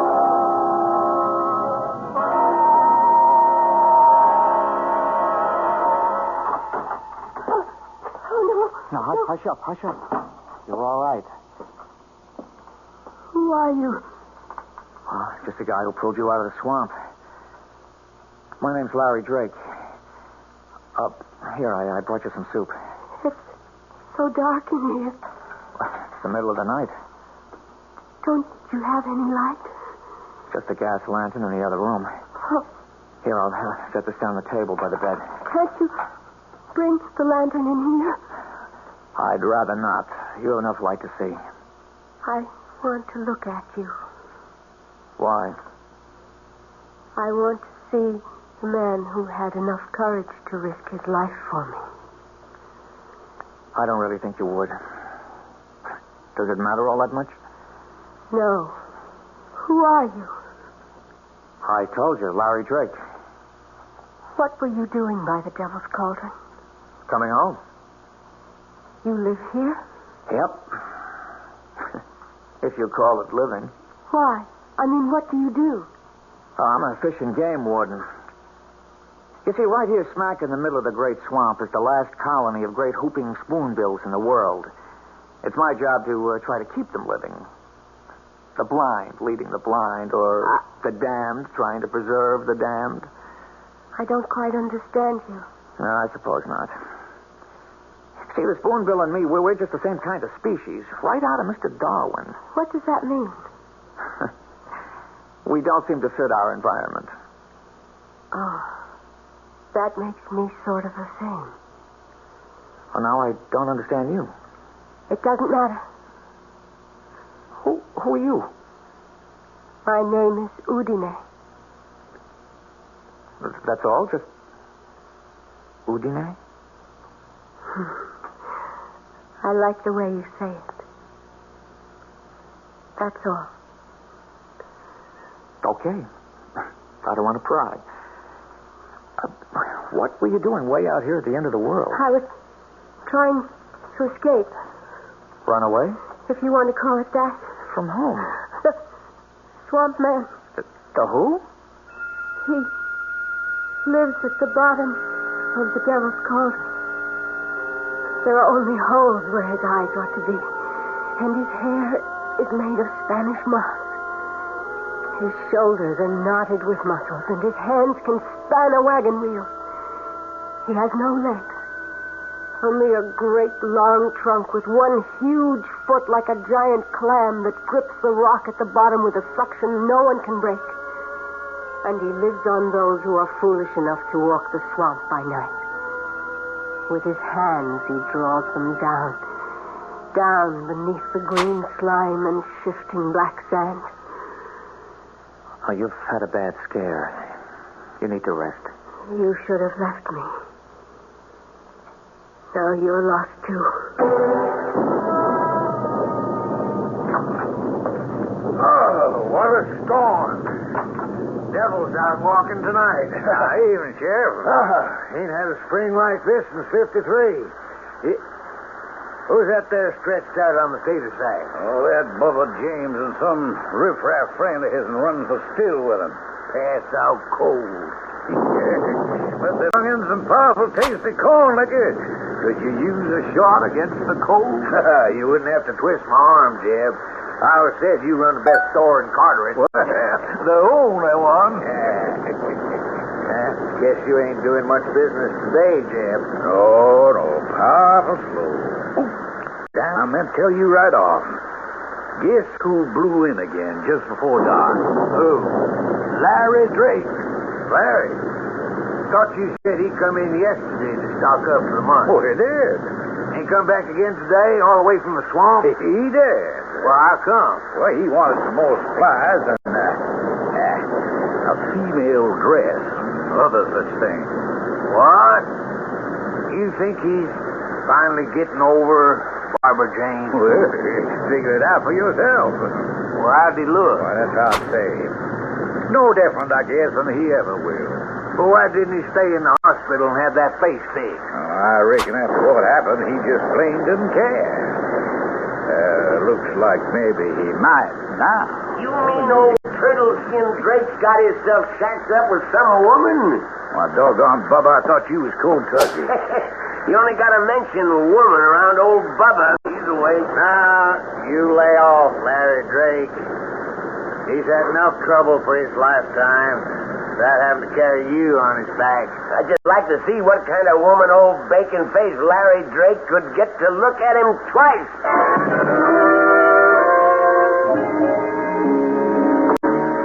You reckon you can sleep now, Houdinier? You're going to leave me, Larry? Bring the lantern. Why? I want to look at you. Very well. Maybe it's best. I'm shading this light. I wouldn't want you to turn away from me. Uncover it. Let me see. All right. Oh, poor Larry. What happened? I had the world in my pocket, Houdinier. I was going to be married to Barbara Jane, who everybody said would be next Miss America. We were golden boy and golden girl. Wasn't it Byron who said, "Whom the gods love die young"? I got myself all liquored up at a party 2 nights before the wedding and insisted on driving home. We went off the road into a ditch. I was thrown clear, but she was trapped in the car. I tried to get through the flames to her, but she was burned to a crisp. As you can see, there wasn't much more left of me, except I lived. Your poor, poor face.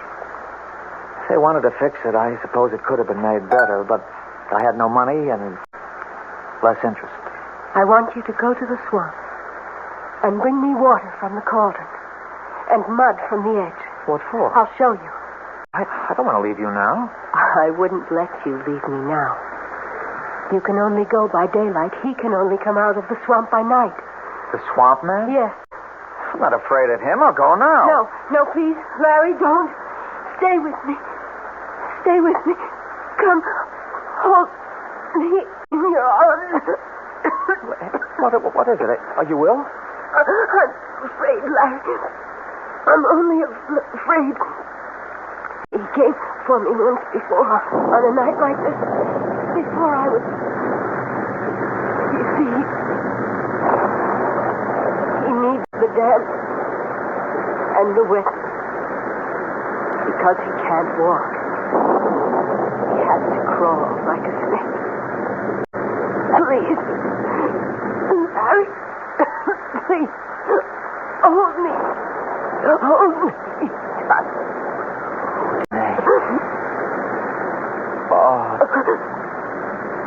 Do you know what it's like to hold a woman again? To be warm again. To feel you dry and smooth. What?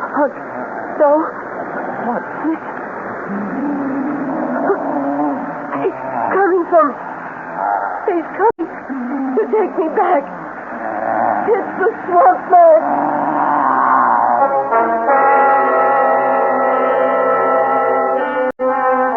What creatures of the night the mind can form. What faceless horrors that creep and crawl and drag themselves out of the imagination into the world we think safe. Is the sound Larry and Udine strain to hear some unimaginable creature born from the murky deeps of the rotting swamps? Or does he exist only in the forest of the mind? I'll return shortly with Act 2.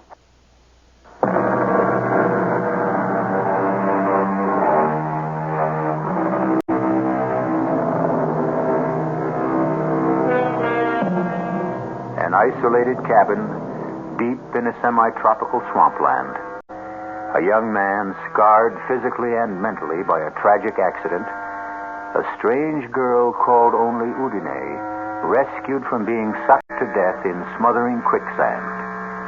And outside, a something that bumps and crawls in the rain-swept night. Listen. Let me go. No. If he's there, I'll get rid of him. You can't stand against the swamp man, Larry. I can try. No, it's me he's come for.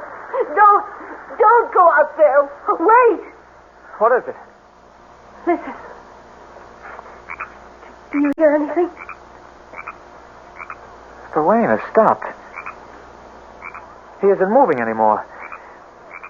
Oh, let's settle this. Larry! It's all right, Udine. Somebody here. The sun is coming up. Oh, he's afraid of life. He can't face the day. Oh. What is it, Udine? I don't know. I'm burning up. Hold me, Larry. Hold me. You want to, don't you? Yes. I don't know why, but yes. Oh, yes. Oh. Is it because I look like her? Who? Barbara Jane. Maybe. No. Yes. I don't know. I need you so. I need you so. As I need you. As I need you.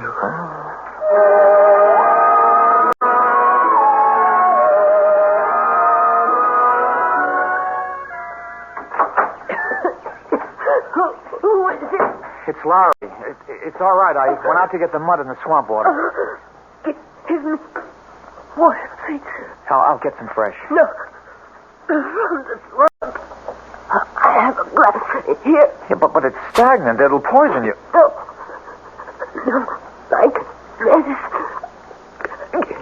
Give me, please. Are you sure? Please.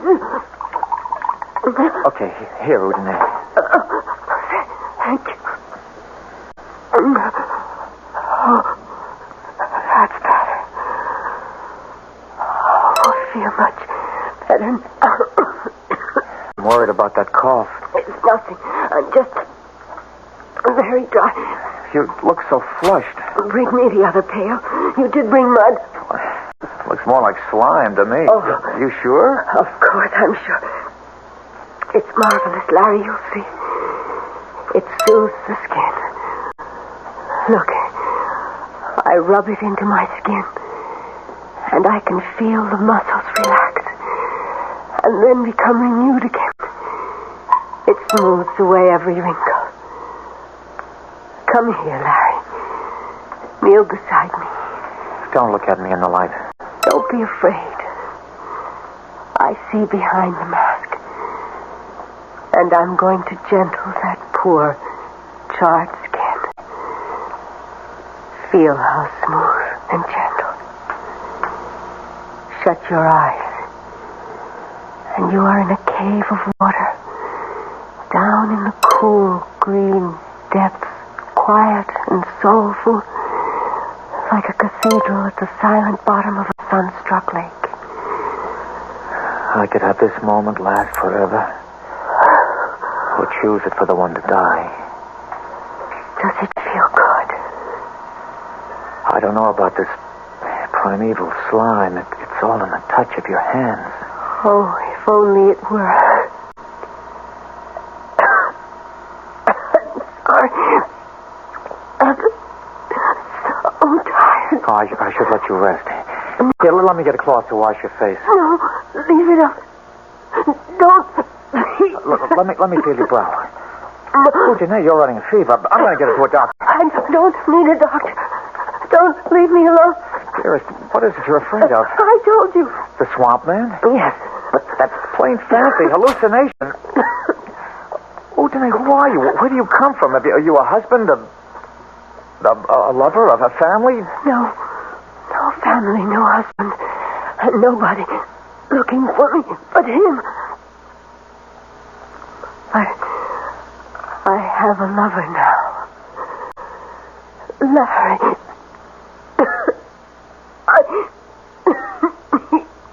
Rest.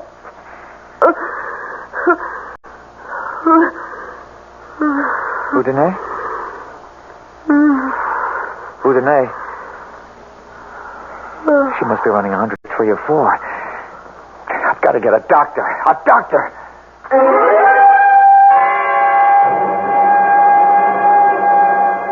Darnation, Larry. You can't just bust in here and ask me to go traipsing off into the swamp with you to look at this girl. But she's sick, Dr. Prince. Very sick. It sounds to me like she could have double pneumonia. I can't, son. There's only one of me. Bring her in here, I'll be glad to examine her. I'd have to carry her out of the swamp. You know there's no road into my cabin. Yes, I know it. It's why I can't spare the time. You think this antibiotic will bring her temperature down? Well, I can only hope.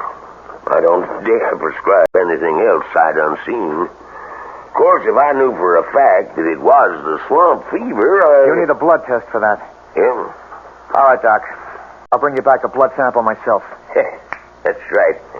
You were fixing to be a veterinarian, I forgot. Yeah, a lot of things I was fixing to be once, Doc.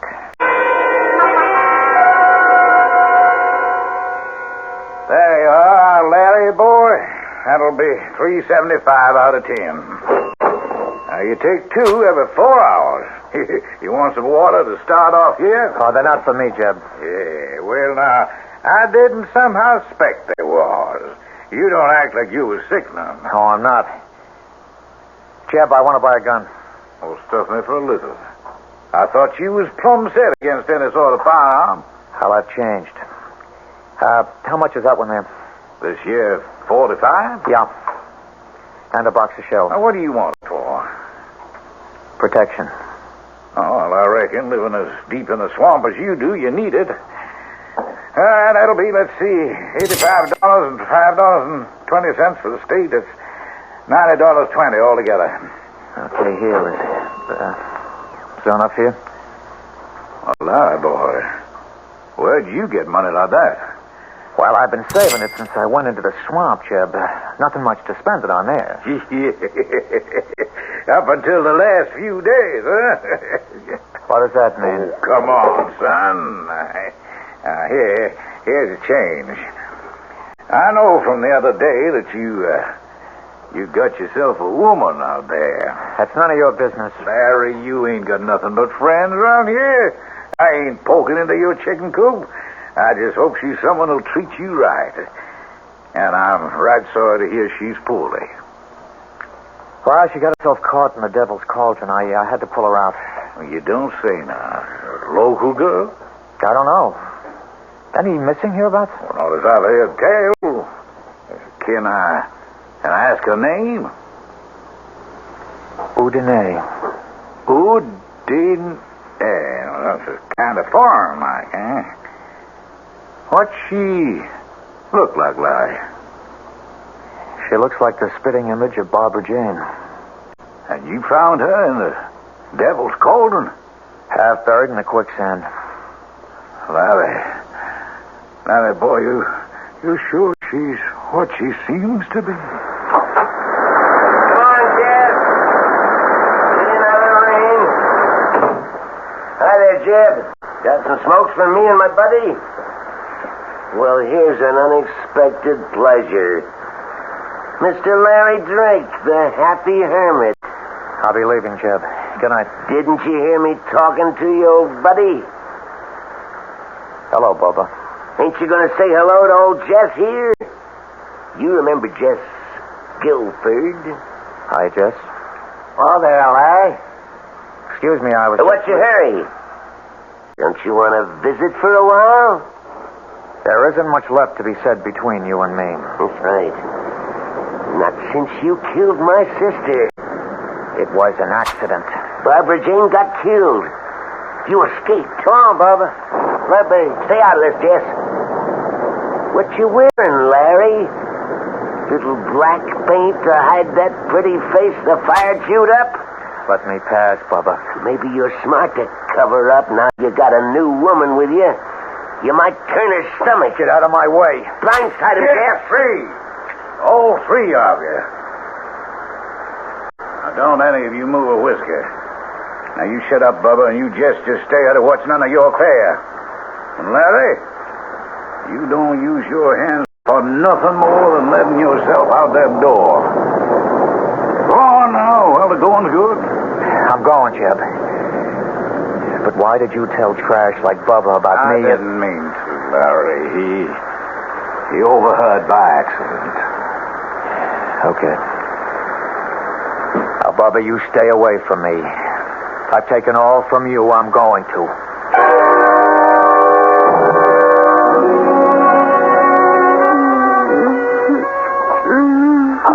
Hush, Udine. Larry? Oh, I thought... No, nothing to worry about. How do you feel? Some water, please. Oh, it's right here. Thanks, Larry. That feels better. I feel like getting up for a while. I've made us some dinner. If you want me to. Oh, what happened to my dress? I threw it away. It was all stained and torn. Oh, well, then what I brought you a new one from the store. I hope it fits, and you like it. You bought me a new gown? Well, you had to have something to wear. Oh. Open it, go ahead. I haven't had a new gown for... Oh, Larry. It's beautiful. Oh, it's beautiful. Give me a little time by myself to freshen up and put it on. Oh, you're beautiful. You're so beautiful. Is it because I look like her? Yes. And no. Barbara Jane is dead. You're alive. What is it? Nothing. Larry, tired again. So tired. Oh, I've kept you sitting here too long in front of the fire. No. Oh, you sure cast a spell over me. I didn't realize it had gone out. I'll get some fresh wood. No, darling, I don't need a fire. I just need... Is it still raining? Yeah, cats and dogs. Oh. So heavy you can't see. It's dark out. Well, it's been a black day. Night came early. Then, so will he. This time he won't wait too late. Udine, listen to me, darling. You're here with me. You're safe. There's no such thing as a swamp man. He's coming. I feel it. He's coming. It's just superstition and folk. No, listen. You see, there's nothing. Listen.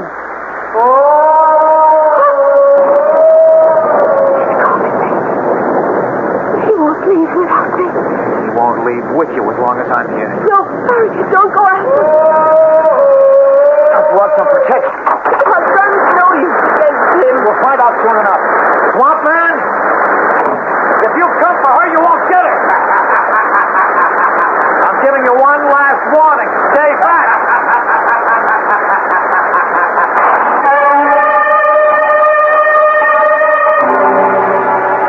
An eldritch wail, an eerie cry out of the night, and a shot in self-defense. But what good is a gun against a ghoul or a hobgoblin? Creatures of the mind and dark night fantasies are not laid to rest by a bullet. I'll return shortly with Act 3.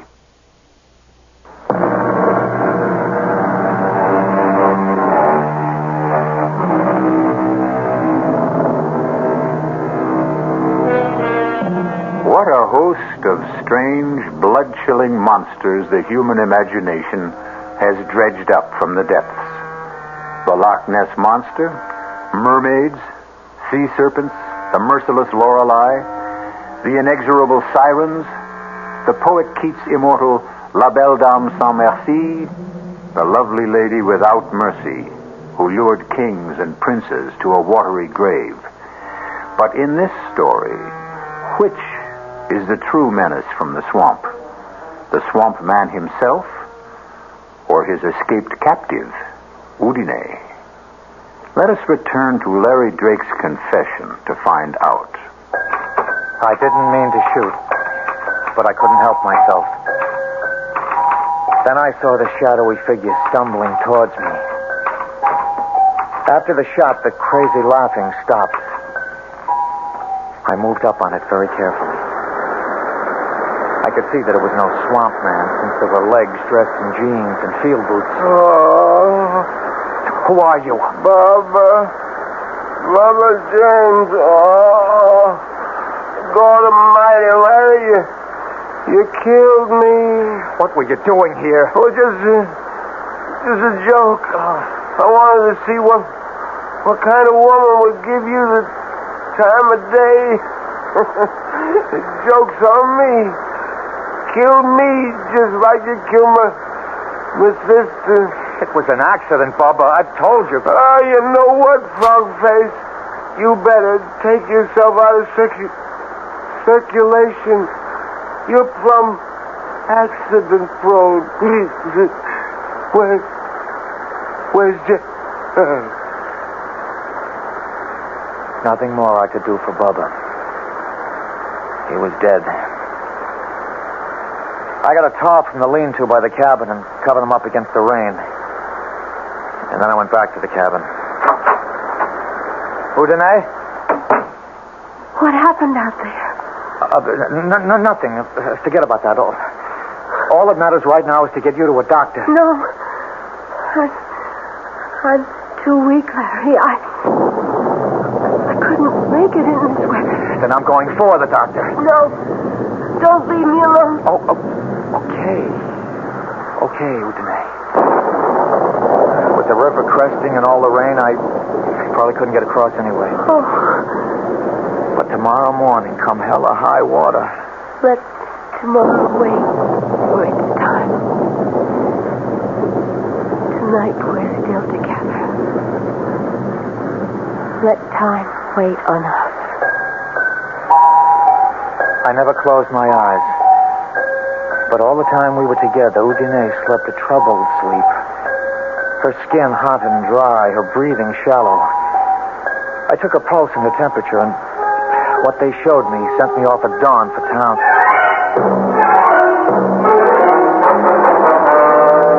Well, I don't know what the Sam Hill you're up to, Larry. Have you been drinking? No, Doctor. What do you mean? Well, I don't know about the blood sample. That'll have to be tested. But those other vital signs you described... That's why I'm here, to drag you back to see her. Well, it ain't possible. A pulse of under 30, a BP of 60 over 40, flushed and feverish and running a temperature of under 90? Well, she should be cold and clammy. That isn't enough to sustain life, human life anyway. You must have made a mistake. No mistake. I was as careful as I could be. Udine is alive. You can see for yourself when you come. I shouldn't give in to you, but you got me intrigued. Can we get across the river? If we leave right now. Okay. Hello? When? Well, can he be moved, Sheriff? Yeah. Now, look here. You have him lift him in a blanket and handle him like he was partridge eggs. Yeah. Right to the office. I'll be waiting. Well, Larry, I can't go with you now. Now, wait a minute. You said you were... That was the sheriff. Down to the levee. Toady William got trapped under a sandbag slide. He's in bad shape. They're bringing him here for me to operate on. How long is that going to take? It could be well on to most of the afternoon. I'll come out to your place as soon as I'm finished. You don't understand. I understand, son, but I got to take first things first. But you'll surely come. I promise. How are you going to find your way into the swamp? I'll pick up Jeb Scanlon to guide me. He knows this country like the back of his hand.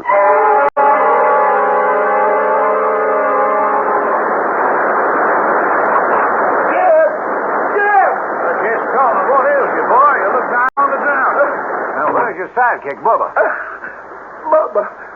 He's dead. He's dead. Larry Drake blew a hole in him with a big old 45. Lord almighty. Does Sheriff know about this? No, I just got to town. I thought I might find him here. Oh, he's down the river. Cress goes by this afternoon around 4. Here's your drink. Oh, thank you. When did all this happen? Last night. Bubba and me.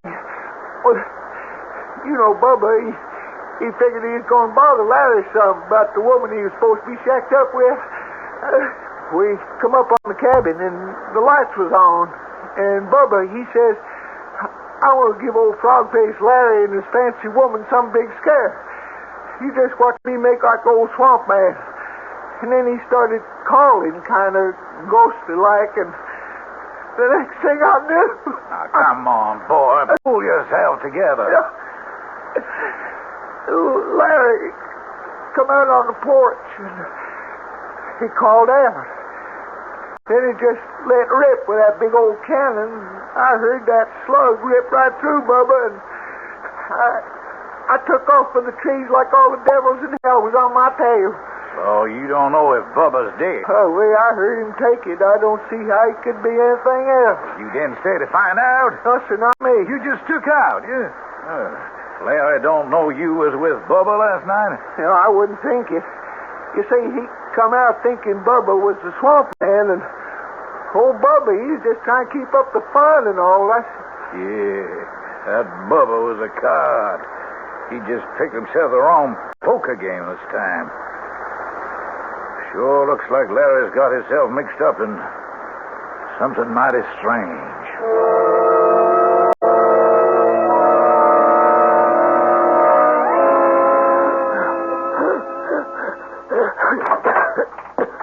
Udine? I'm in bed, Larry. I'm sorry I was gone so long. Can I get you something? Water from the swamp. No more poison. The doctor's coming to see you. The doctor can't help me. Just give him the chance. I haven't time. Listen to me, Larry. He's won. I know that now. Who? The swamp man. I can't live in the air anymore. That's ridiculous. That's sheer nonsense. Look at me, Larry. I'm dying. I'm out of my element. Your element? It isn't air anymore. It's water. I have to go back or die. If only you could come with me. But he'd never let you. I'd fight him for you. Oh, I suppose you'd try. You love me that much. Larry? Yes? The one we had at dinner last night. Yes? you bring a glass and share it with me. Okay, I'll get it. But this is no goodbye toast. I'd never let you go. I know. Okay, this is to drink to your staying here till Dr. Prince gets here and has a chance to prescribe for you and make you well. So that you and me can live forever afterwards. Drink deep, Larry. My love. To you.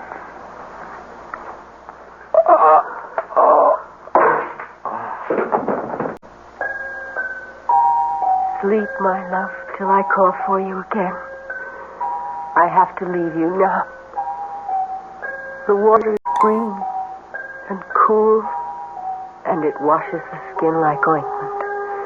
And the moss dampness makes you whole again. You will be so fair, your skin renewed, your youth returned. So much for so little. What is a soul worth, after all?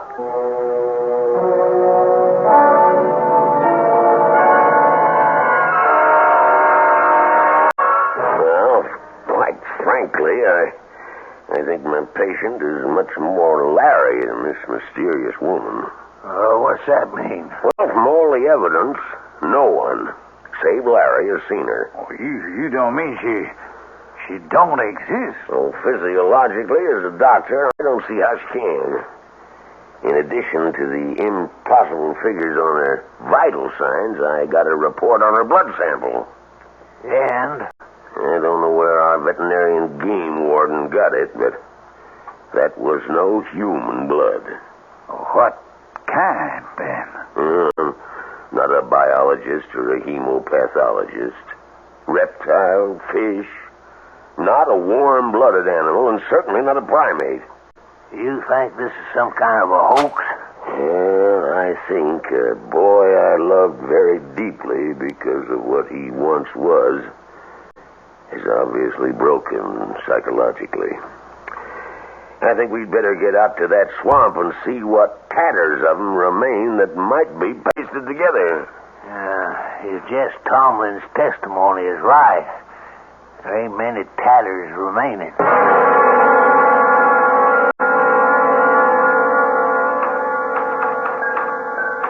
So this is the end of it. I don't know what Undide put in that wine, but I just woke up and she's gone. I intend to follow her now once I finish this. I don't know what I shall find in the Devil's Cauldron. A fight to the death with the Swamp Man. Reunion with Udine. Peace at last. Or eternal damnation. I only know that a moment ago I looked in the mirror and my face is no longer twisted or scarred.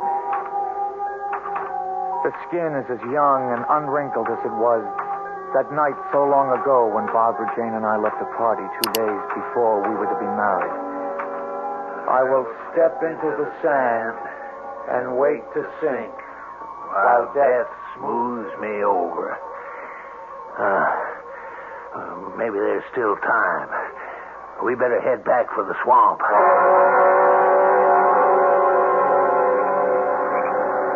Hold the light higher, Jeb. You ever see anything like that? The old Devil's Cauldron is boiling like the fires of hell was under it. Probably all the rain in the high surface table. Trapped swamp gas bubbling to the surface. Yeah, or Larry and old One-Toe locked in combat. Oh, there ought to be some way we could get in there and try to help the boy. You stay where you are. This swamp has brought enough lives in its time. Come daylight, we'll see. My God, look. What's that? I can't see too good. Hold your lanterns high. Oh. Well, that's a body surfacing. It ain't Larry. How do you know in this half light? I ain't got no legs. That's a swamp man. Or a manatee or some other animal. To that sea. By tomorrow, the currents will have sucked it away. Well, maybe if it is the swamp man, he's the lucky one. Who's to say the woman ain't the one who sucks them dry, spews them out. You spend too much time gossiping around the stove, Jim. It could be. That's what the old ones say. The swamp is a woman that drags men down, often her body, in exchange for their souls.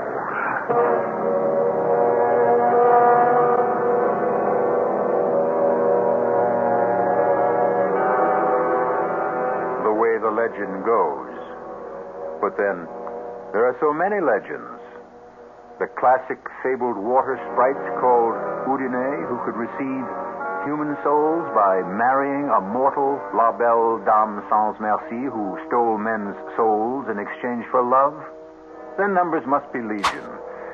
And for that matter, since no one but Larry ever saw her, perhaps Udine was only a figment of the imagination. I'll leave you to make your choice. I'll be back shortly.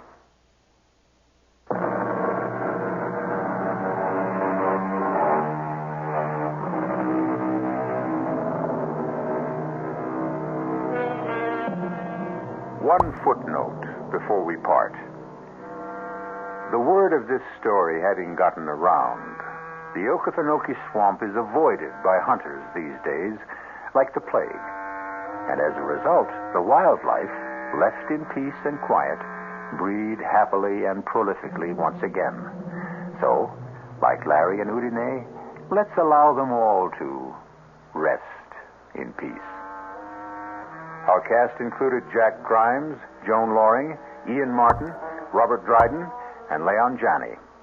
The entire production was under the direction of Hyman Brown. This is E.G. Marshall inviting you to return to our Mystery Theater for another adventure in the macabre. Until next time, pleasant dreams.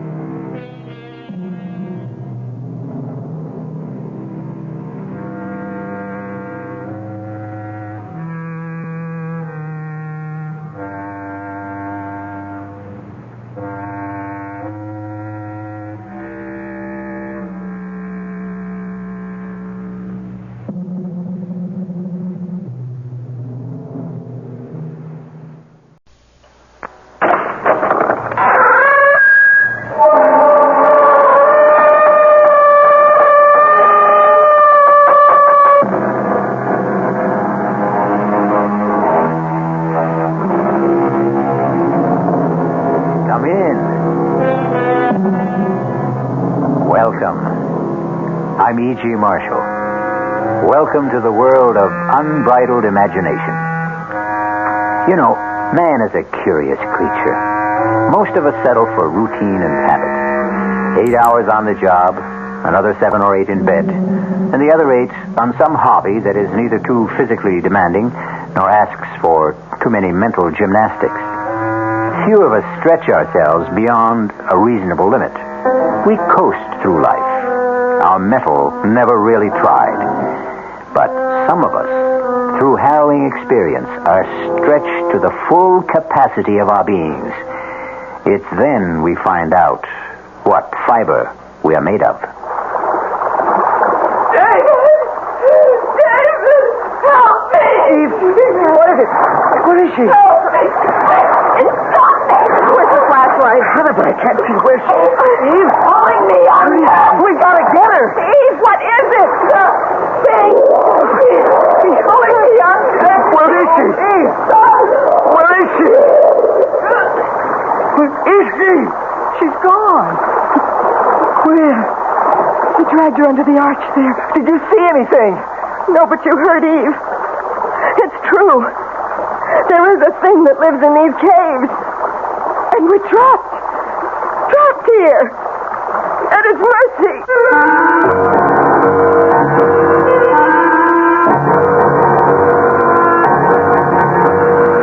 Our mystery drama, The Thing in the Cave, was written especially for the Mystery Theater by by Ian Martin and stars Terry Keane and Marion Seldes.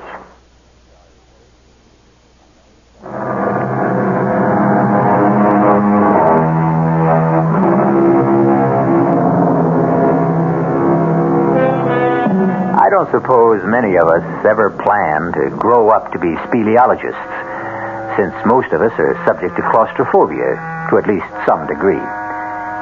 For the very few of you who don't recognize the Latin terms, let me add that a speleologist, of course, is someone who studies and explores caves. And claustrophobia is that suffocating, pervasive dread of being shut in. This tale concerns itself with 4 young spelunkers. Those are cave explorers who do it only for fun, and their gruesome experience of being cave-bound, literally buried alive. It's just around the next bend in the trail, Hank. It's funny being born and bred in these mountains, and yet I've never been inside Choctaw Cave. Well, I'm not sure I want to myself. You get claustrophobia too, Barbara. David, I never even dare close the door in the phone booth. Darling, Yes, Eve? we can forget all this, you know. I don't have to have my childhood revisited. No, thanks. Right on. If I refused you this little memory trip, I'd hear about it for the rest of our marriage. If you ever decide to go through with the wedding. Oh, just you try to leave me at the altar, David Towers. Well, here we are. Are we here?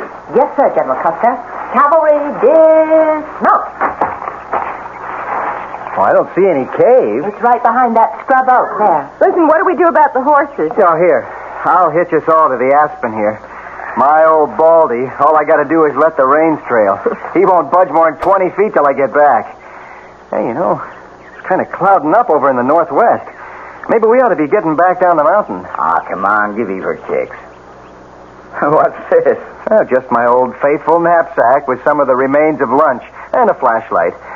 Meet an old Boy Scout. Be prepared. I brought a water bottle, too. Hey, come to think of it, if Eve wants to get up to the ledge, which she says goes to the back cavern, we ought to bring along a rope. Fetch my lariat, too, while you're at it. Will do. Where are you fellows? Come on. Bobby and I have found the entrance to the cave.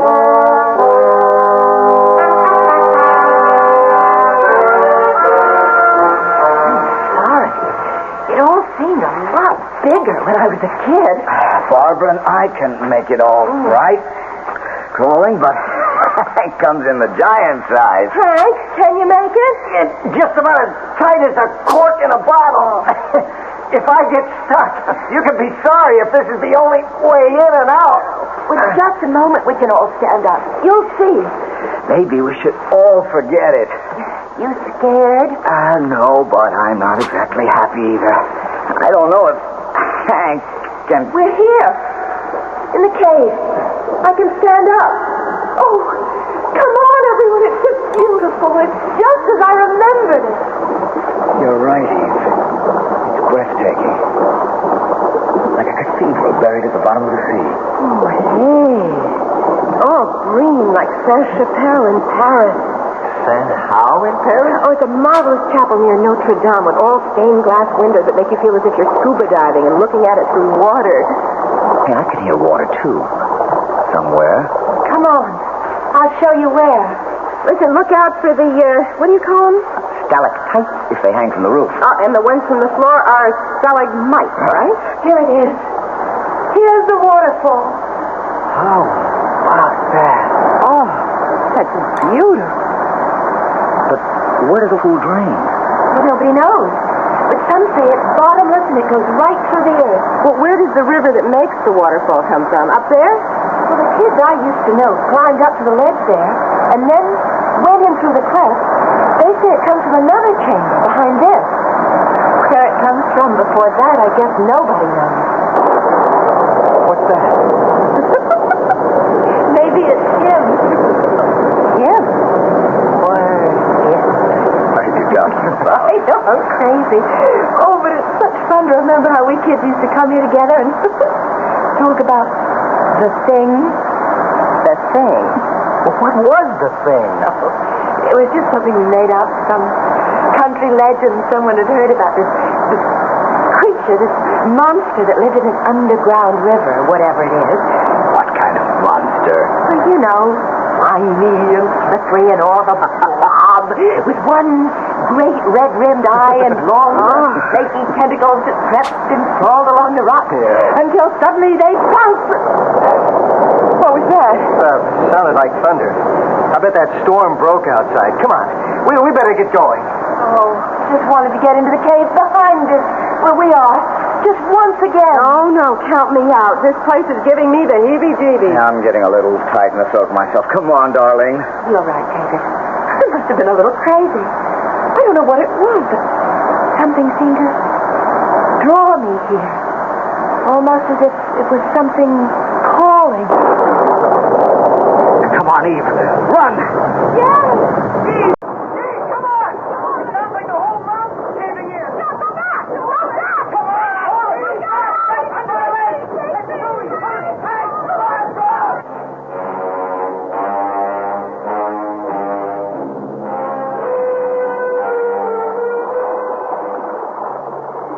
Barbara, I'm so sorry. Hang in there, Eve. Now, we mustn't lose our heads. So dark. So pitch dark. What happened to Hank and David? They've gone to see about clearing the entrance. If we only had some light. The boys had the only flashlight. Wait a minute. What is it? Is it the... No, cool it, Eve. Just Hank and Dave coming back with the light. Oh, any luck? You both all right? We'll make it. How's Eve? Oh, I'm okay, David. Can we go now? Well, it isn't going to be that easy. Well, can't we help to clear? Eve, Barbara, I don't know. The landslide we heard, it may have covered over the cave entrance outside. You mean that even if people came looking for us, they might not be able to find the entrance to the cave? But that's why we have to start clearing out from inside here. Eve. Well, what is it? I mean, at least we know where the way out is. We can crawl back through the tunnel, Eve, and then we'll... we don't know where the way out is anymore. What do you mean? The whole area where we passed along the stalactites and the stalagmites has collapsed.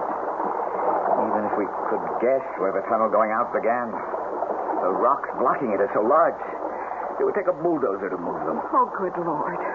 Then we're trapped. We're sealed in like a tomb, and it's all my fault. Oh, Eve, come on, darling, baby. Hey, let me handle her. Eve, stop it. Stop it. Take it easy, Barbara. Now, Eve, come on. You've got to get hold of yourself. Oh, I'll be all right. Sure you will. Hank, have you any ideas what we can do? Well, I guess the first thing to do is not to panic. Now, we've got water. I've got some chocolate bars and a couple of sandwiches left over from lunch in my saddlebag. We've got light, as long as the batteries last. Which reminds me. Do we have to be in the dark? Well, there's no sense in using up the batteries when we don't need it. David. Right here, Eve. Hank, what are our chances of being found? Oh, it's hard to answer, Barbara. Of course, they'll miss us back at the ranch by tonight. Oh, it didn't say where we were going. But when they find the horses hitched right outside... It's always supposing they weren't buried in the landslide. Is there any other way out of the cave you know of, Eve? No, not really. Like I told you, some kids got up on the ledge at the top of the waterfall, and they went into some kind of a chamber behind there. But they claimed that... That what? Eve, please, we've all got to keep our heads. Well, it's just that the thing came rising out of the water, hissing and snarling, so they just took up and ran. Well, I don't guess four of us grown-ups, as long as we stick together, are going to dream up any boogeyman out of the shadows. I've got to turn the light on for a minute.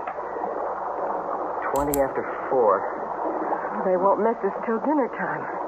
By the time they started any kind of search, it'll be dark. Yeah, and with the thunderstorm and the Pacoda River running high as it does at the ford, they may figured we holed up at Halfway House. That's this side of the river? Yes, and there's no phone, right, Hank? That's right.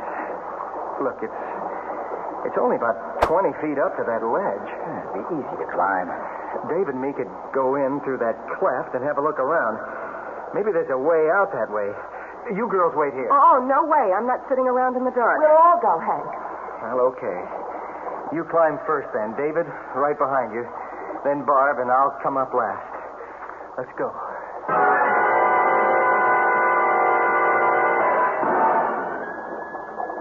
Bingo. We're in the second cavern. How big is it? This must be where the waterfall comes from. Is there any way out? Hold it, everyone. Hold it. Let's see. Let's start to the left here.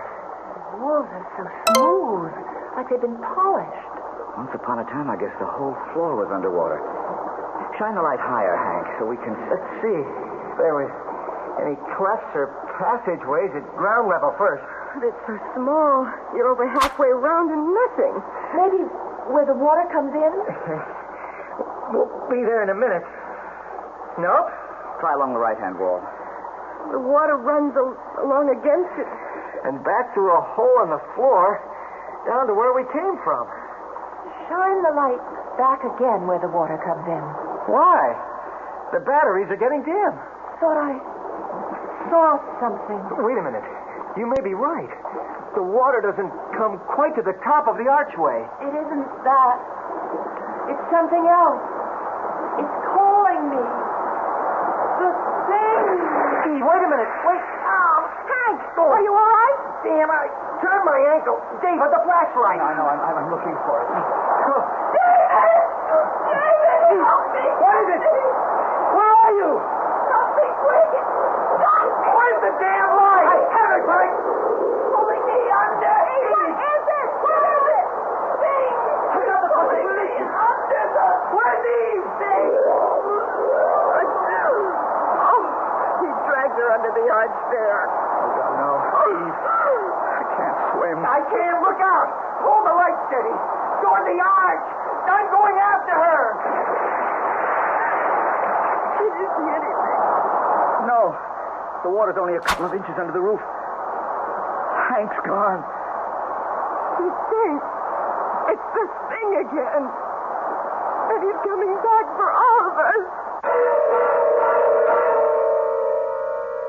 From ghoulies and ghosties and long-leggedy beasties and things that go bump in the night, good Lord deliver us. The quote is from an old friend, Anon, or to give him his full name, Anonymous. But will he deliver our four young spelunkers, or any of them, from this thing that haunts the cave? I'll return in a moment with Act 2.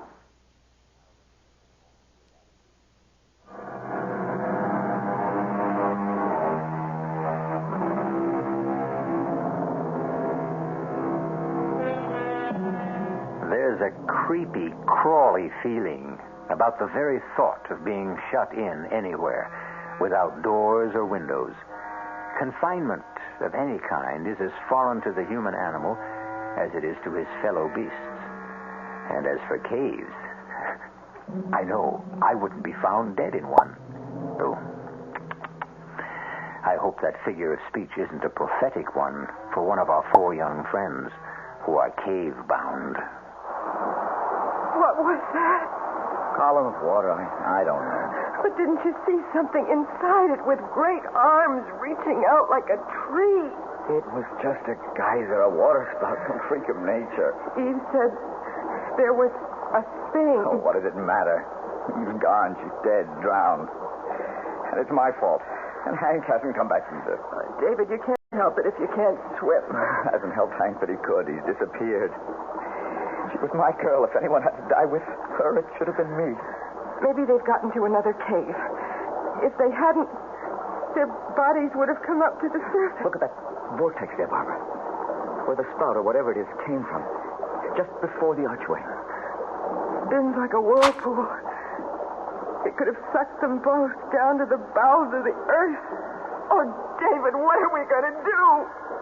I don't care anymore. Well, I do. Give me that flashlight. Oh, it's getting dimmer. Maybe there's a hole or passage higher up that must... What's that? Back. The lights to them. Put it out. No, I can't. I don't want to be in the dark with them. We'll have them all over us. One brushed against me. Please, help me.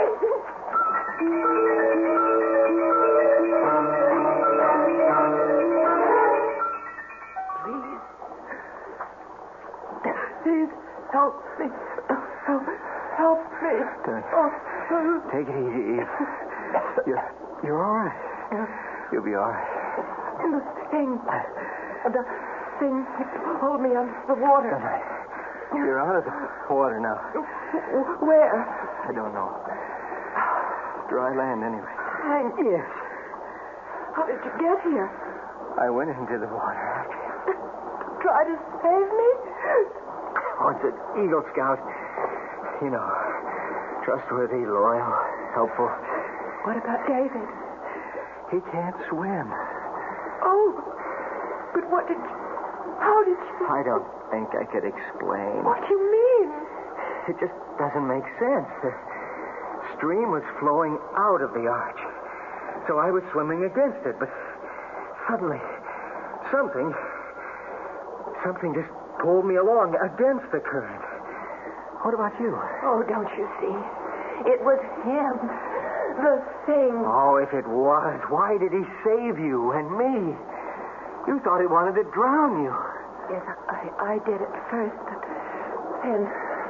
then it seemed so kind, as if it wanted to help. But Barbara and David, we've got to get back. Take it easy. Too tired. Oh, there's some lights that we can... Nothing but matches. Soaking wet. Maybe dry out. Can't even see the time.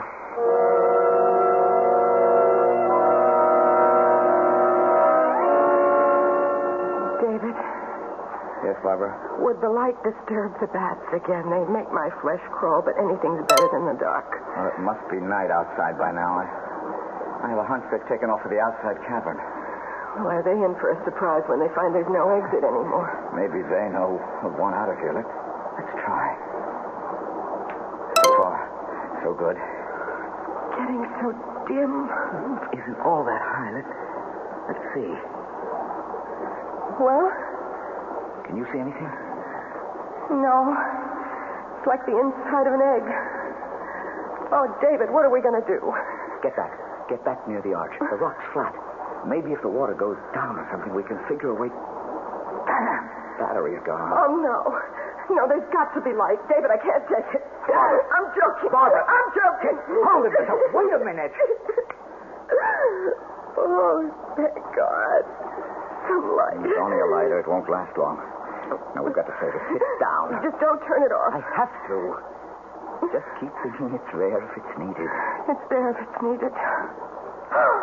Oh, David, hold me. Please. Okay.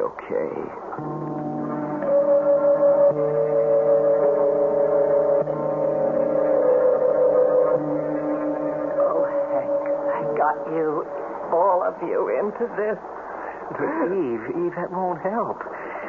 What we need to do is move around and try to get warm. At least we're dry. Try those matches again. Oh, no good. If only we could see to... What is it? Look up, Eve. Way up there. What do you see? It's a shaft of light. Sunlight that's coming from outside. It means there's a way out. But it's so high up. It's so little. With any luck, as the sun rises, it'll give us more light. Then we can explore.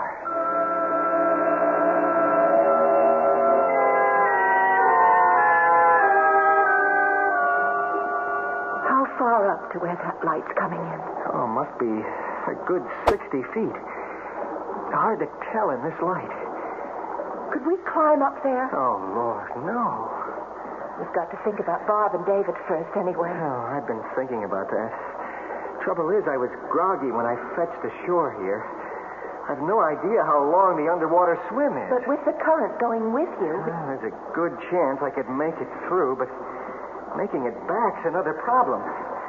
Especially since David doesn't swim. We can't count on Mr. Singh to be around to help us out again. But here, we have a chance, and there, they don't. There's got to be some way. I've got a notion. Eve, you got anything to write with? No, haven't got a pocketbook or any kind of pen. Wait a minute. Pocket of my jeans. Lipstick. Any good? Famous. Now, look. I'm going to take my canteen and empty it. Now, the one sure thing we have is plenty of water. You think we could write a message with lipstick on that? No, not so good on that canvas cover. But if we just strip it, we could write on the metal. You don't think water would wash it off? I don't suppose you've done much dishwashing. Well, even a bachelor does his share. Well, then you know how tough it is to get lipstick off a glass. I sure do. But how do we get this message? Look, with the stopper in this canteen, it won't sink. Now, I'm going to tie it to the end of the rope and let it float on down far as I can. Supposing the rope isn't long enough. Oh, there's 30 to 35 feet of rope here. It better be long enough. Now, let's put our heads together and figure how much of a message we can get on this canteen.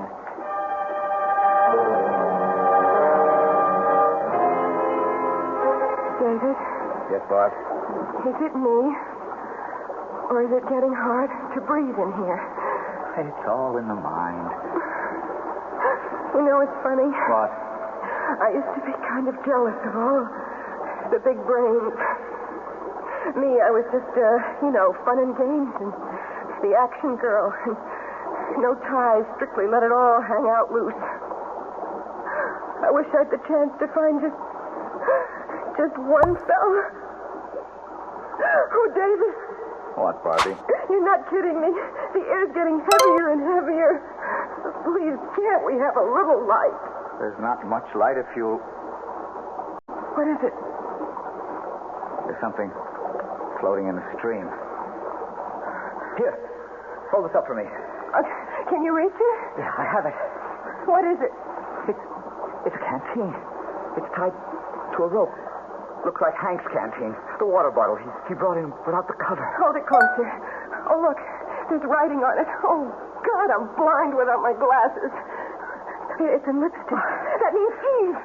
Here, can you read it? Hold the flame steady. Okay. Eve, Hank, safe, tug, rope, 3 times if found.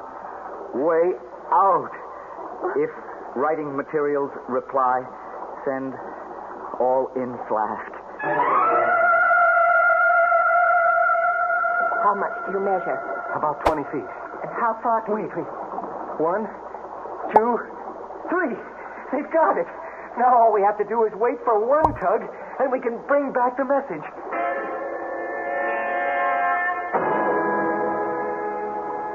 There's so much more we should have told them. The time. The light is almost out of fluid. Thank God my watch has an illuminated dial. If we miss their return instructions, well, we can't, that's all. Hold the lighter. I've got to be sure this bottle's tied to cap. Okay. Here goes. One tug and Geronimo to the light. Oh, if I ever get out of here, I'll write for special dispensation during the energy crisis. I never want to spend another moment in the dark again. What does it say? We could use a better reading light. What's it written on? Pencil on a handkerchief. Dearest Eve, Hank, light only for one more message from you. Air supply failing. Trapped here. Give instructions. Expect answer 5 minutes. Pencil enclosed. Can you imagine? The 20th century, a little less than 20 feet away, and we communicate like the Stone Age. Never mind. At least we communicate. Let's just get them here so we can communicate face to face. It's silly, Dave. You know you can't swim. If anything goes wrong and you panic, I'll at least be here. And if I leave you here in the dark, alone? Now, look, let me slip the rope around your shoulders like Hank instructed. I know how to handle a sling like this. Will you remember? Yes. Now, go on. Get in and tug. Let's get out of here before my lighter gives out.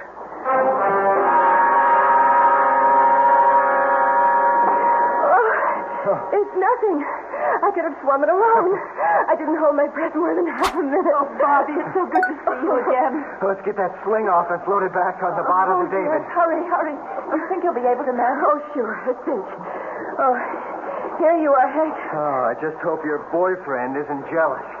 You mean the thing? No, I'm sorry. I shouldn't have said that. 17, 18, 19, 20, 21. It should be right on the mark now. What's the matter? Haven't he tugged yet? Give him a chance.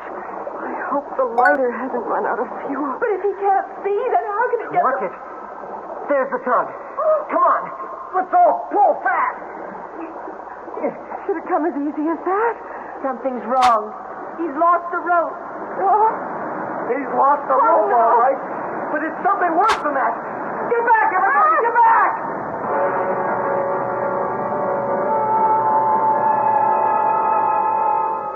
Once again, some malign influence interferes in the tantalizing possibility of escape for the four young people whose mettle has already been tested unbearably. And for the lovers, the tables are bitterly turned. It seems that it is Eve's turn to mourn David. We'll return shortly with Act 3.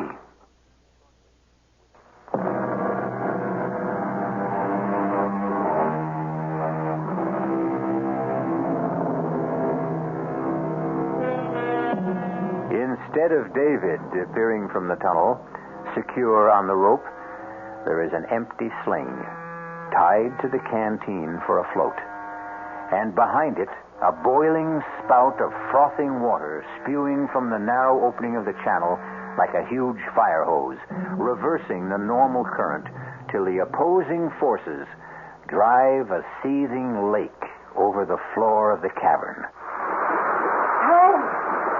Hank, what happened? I don't know. It's that thing David and I saw it after you went in to save Eve. David said it was some sort of a water spout, a geyser, or... Look! What? Floating in. David, help me. Right with you. Easy. Eve, let me get him. Don't let him go. It's all right. The water's washing him ashore. Is he... He swallowed a lot of water. Let an RN and a lifeguard handle this one. Get him on his back, Hank. Yeah. That's right. Now, help me pull his jaw forward. Okay. What's that for? Free his tongue so he doesn't strangle. Okay, now let's get the water out of his stomach. And then we'll start mouth to mouth. But what happened, David? Lighter gave out, so I had to lie there in the dark, feeling with my hands for the bottle to come through. Suddenly, I felt it, but it slipped out of my hands, and I fell in the water, grabbing at the rope. That must have been the tug I felt. I don't know. I lost the rope, and I was floundering when suddenly the water began to literally boil all around me. The water spout? Yeah. It lifted me half out of the water and flung me against the arch. I guess it knocked me out. You've got quite a bruise on your forehead. It's what happened to us, Eve. What do you mean? There's some fault right below there. And every often, enough cold water hits the molten lava way down, and... Well, you're the professor, Dave. What happened? I don't know. I suppose it forms a steam explosion that blows a whole column of water back up into the small cavern in part of the tunnel. It creates, sort of a whirlpool that's momentarily strong enough to hit the normal current like a riptide and drive it back. Best I can do. I can do better than that. It's the thing that wants to help us. It's saved 3 of our lives already. I owe at least part of my thanks to Barbara. And me to Hank. And if it hadn't been for David, I'd have ended up a raving maniac in the dark. I guess we all have turned up a little short, one way or another. Except Hank. I'll say one thing. There's only one best man in the group. Only at your wedding, mister. Because, Hank is about to exhibit his private white feather. What do you mean, Hank? Well, if we're going forward, there are only 2 ways to go. Eve and I have looked at the other end of the river here where it comes in, and there's no way out there. How about the cleft up there where the light comes from? Well, looks to be the best bet, only... Davy, old man, that's 60 or 70 feet up there. And I want to tell you, heights turn my belly to water. Even that first 20-foot climb we made, I'd like to die. I didn't dare look down after we got there, so what do we do now? We climb. Just let me look it over. No, shouldn't be too tough. Are you sure you're up to this, darling? Eva, I may be an egghead, no muscle boy, and I can't swim. But one thing I do know how to do is climb mountains. This one's my baby.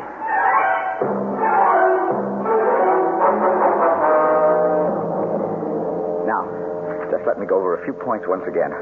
I lead, he follows, Barb, and then Hank. What if I fall? You're on a sling. The rest of us can hold you, and if you don't lose your head, try to relax. And as you swing back to the wall, grab hold again. But you're not going to fall. Yeah, but... Look, it isn't a tough climb. The main thing is, don't look down. All right. Just keep your eyes up. And each one follow whatever toe holds or hand holds the one before is used. I'll test each one of them first. Most of the climb we can follow ledges. If they feel narrow, face the wall and move sideways. Don't look down. And no hurry. Don't anyone try to play hero. If you're tired, let me know, and we'll rest, okay? I'm not worried, darling. I trust you, Dave. Well, if we don't get started, I may never move. Here we go.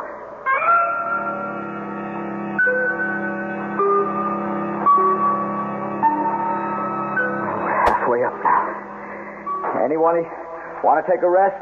No, I'm all right. Let's just keep going. I'm afraid to stop. Next part's going to be a little tougher. Hang in and keep your eyes up. Dave! Dave! Hold on, anyone. What is it, Hank? Dave, I can't! I can't! My knees...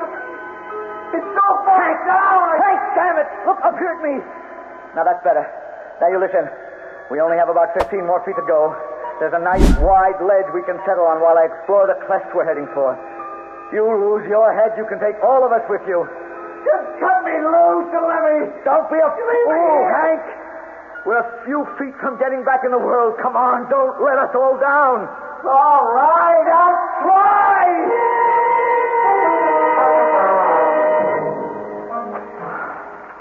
Easy does it, Hank. Just hook your weight forward over the ledge. I can't. I'm stuck. Now, when I pull, get your knee up. There. All right. Now, slide yourself back against the rock. There, that's it. I have to get out of this. I'm moving to Kansas, where it's as flat as a pancake. What are you doing? I'm tying the rope. I need it. It was all for nothing, wasn't it, darling? What do you mean? That place where the light's coming from is behind that big rock in the ceiling. We can't climb up there. It would take a fly. I can get there, darling. How? I just need some knots in this one lariat. Then you see that spur that sticks out? I toss the noose of the lariat over that, and then I can shinny up the rope and over on top of the rock. But you'd swing like a pendulum. If I took off from here without any break. But I'll tie the other rope to this one for a trip line. And the rest of you can let me swing over slowly and steady me as I climb. But how do we get across there to join you? See that other spur higher up between us and the rock I'm going for? Yes. After I get across, I'll sling a line over that and secure at my end. You can all swing across. Oh. Like we used to do when we were kids and played Tarzan. It's only about 10 feet. I don't think I could do it. You've got to, darling. It's the only chance we have left.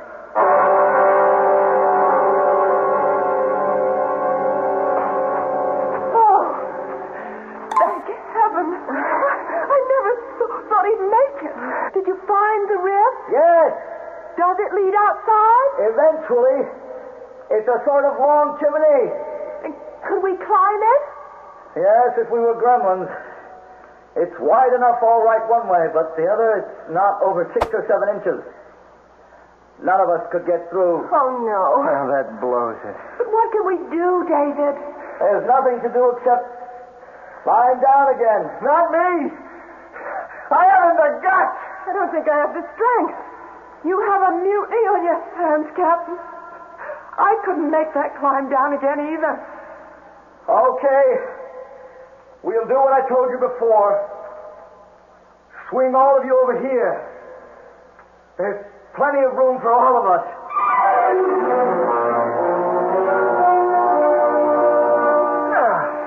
I got you, Eve. Back on good old terra firma. Just like riding down an elevator. Oh, thanks, Hank. So we all got down easy. How does David? He's got away. He sort of takes a hitch around himself and he lowers himself down. Oh, here he comes. Oh, man, that's some kind of guy you're marrying. Everybody all right? We are. A few rope burns, that's all. Sorry I put you through all that for nothing. I wasn't much help, but it was worth a last chance. You have to harp on it. I'm not giving up yet. What else is there to try, darling? Faith. Trust in God. I don't think he'd have put us through all this much and not planned to save us. He certainly tried to see what we were made of. Yes, and look at us. We all came through, and none of us is whimpering anymore, thinking of himself. I still think there's something there. Oh, maybe not a childhood picture of a thing. Oh, good Lord. What's it? Coming out of that other tunnel. It's hard to see in this murky light. But it's the thing. I knew all along he didn't mean us harm. It's the thing.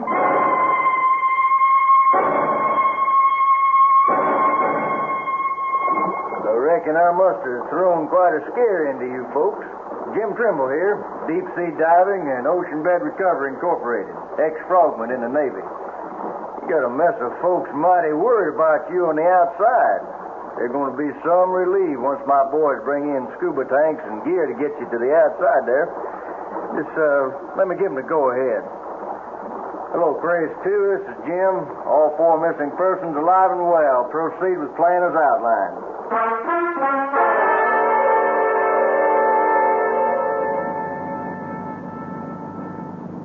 But how did you find us? Well, sir, my daddy was quite a diver in his day.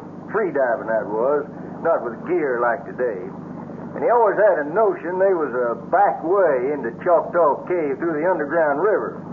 And he found it one day off Chippewa Lake here, and I was about 16, and well, he went down and he never came back. I wonder if he ever made it to the cave. Oh, no doubt about that, ma'am. After I got out of the Navy, I went down myself with scuba gear and a motor outfit just like now. And I found my daddy, or his skeleton. I figure he got down just holding his breath, but trying to make it up again at that angle, the current was just too strong. And after it got him, it brought him back to rest here, you know. I brung him out and buried him proper. I'm sorry, Jim. No need. He died doing what he wanted to do. But how did you find us?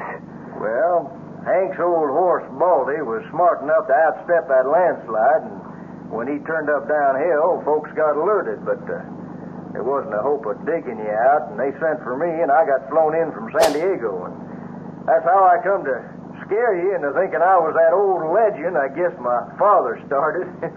But the thing... It isn't a legend, Jim. Your father never really died. He was the one that saved us.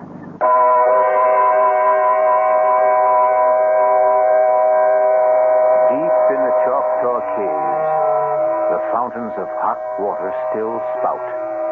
The vortexes swirl. The long double lariat still hangs swinging from that high spur. But no living creature will ever enter them again. For even the bats are gone, smothered in the first 2 caverns where air forever was shut off. Perhaps all that is left is one thing, with a small t now, for it has become the pleasant ghost of a simple, kindly man. I'll be back shortly.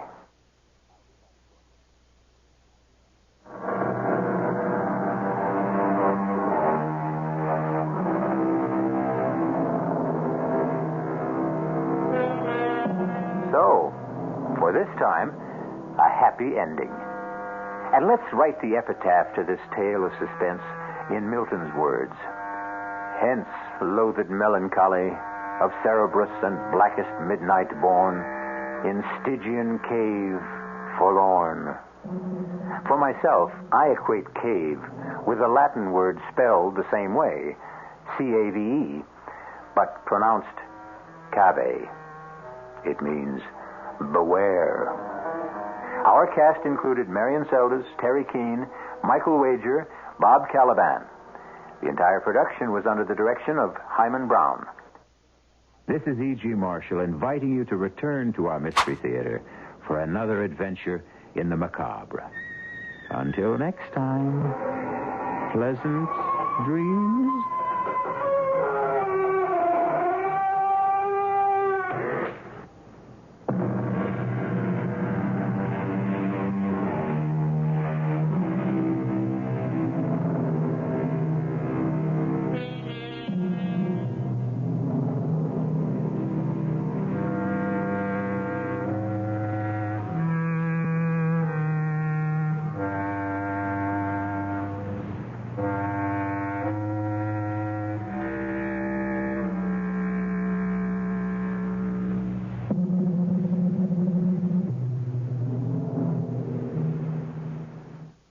The CBS Radio Mystery Theater presents...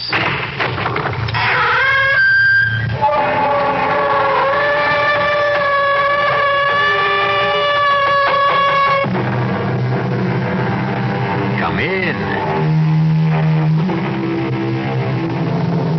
Welcome. I'm E.G. Marshall. Welcome to the world of your own terrifying imagination. It has been said that we are prisoners in a dark closet with small openings that on occasion admit some light. Small wonder that the demons who lurk in the deepest corners are more real to us than the sweet light of reason outside. There is so much evil in our world that light turns naturally to shadow.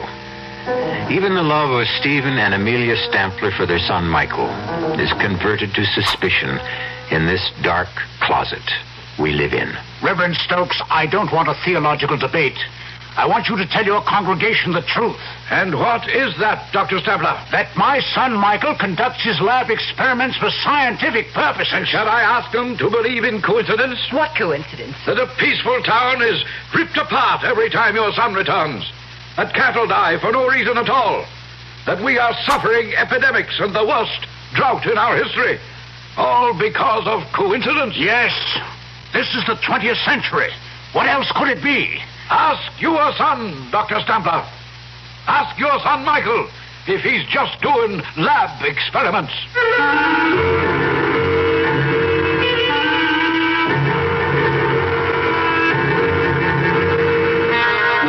Our mystery drama, A Sacrifice in Blood, was written especially for the Mystery Theater by Milt Wisoff and stars Patricia Rowe and Ralph Bell. It is sponsored in part by the Kellogg Company, makers of Kellogg's Special K cereal. I'll be back shortly with Act 1.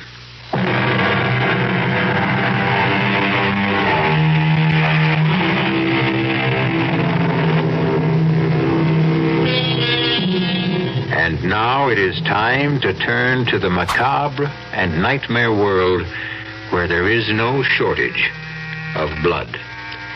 Our tale opens on a pleasant enough note in a fashionable restaurant where Dr. and Mrs. Stampler are celebrating a special occasion. But I promise you, it will end in true Gothic horror. Not another drop, Stephen. I've had my fill, and so have you. I suppose you're right, my dear, but this is really so special. One more dig and the Stamplers hang up their shovels. Oh, not really. But we'll be digging up flower beds and compost heaps instead of ancient grave sites. No regrets? None, my dear. We should have retired years ago. Then why not now? I mean, what can this one dig mean? Well, it will be a fitting climax to our career in it. Perhaps the most significant find of our lifetime.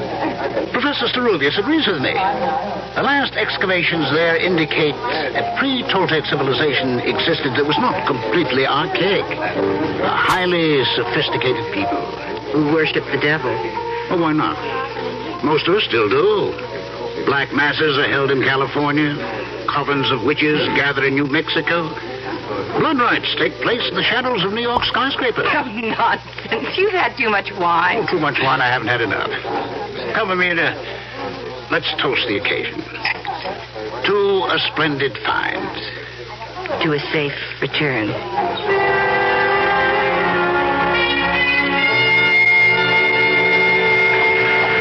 Dr. Stabler? Dr. Stabler? Yes. I am Professor Sarubius. Oh, thank you for meeting us. This is my wife, Amelia. My great pleasure. It's very nice of you. Not at all. Oh, here, let me put your bags in, please. Will you get in? I can't tell you how I've looked forward to meeting you, Professor.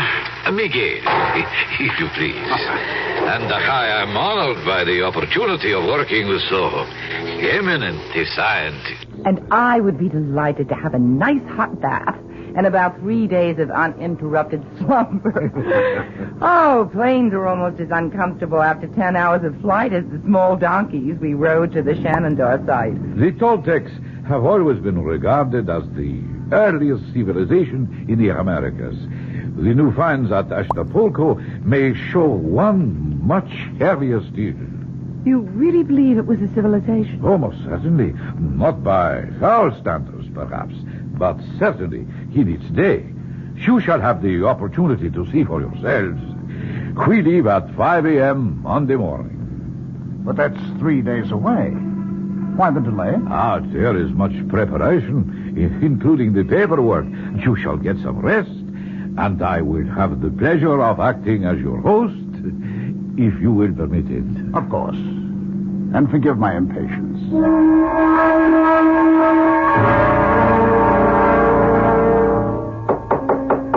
Who's there?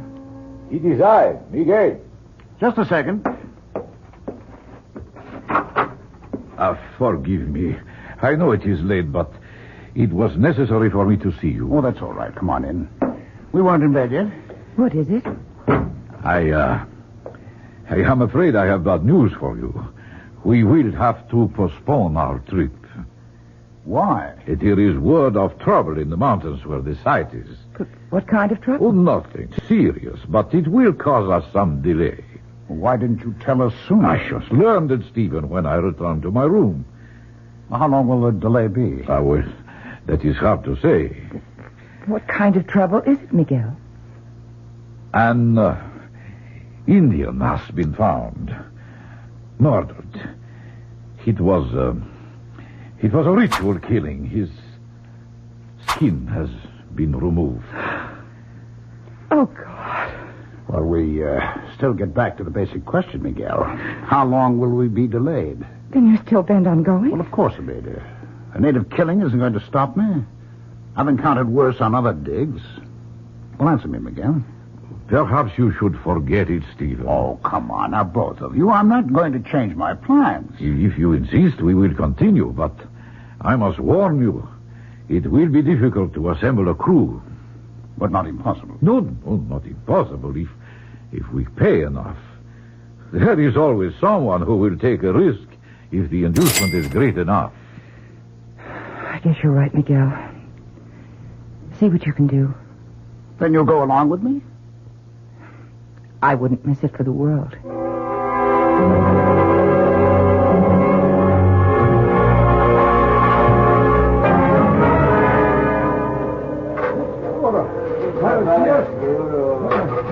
They're not making much headway, Miguel. Can't they dig any faster? We are up very high, Stephen. More than 10,000 feet. It is not conducive to strenuous exertion. They didn't display too much zeal on the climb, either. Well, they're not used to the altitude. Why didn't we get men who are? But you know the answer. No one else would come. You haven't seen anyone else since we got up here. They know better. They have broken through to a new chamber. Well, I hope it's more fruitful than the last one. Let's go take a look. Look there. They have an opening wide enough to go through.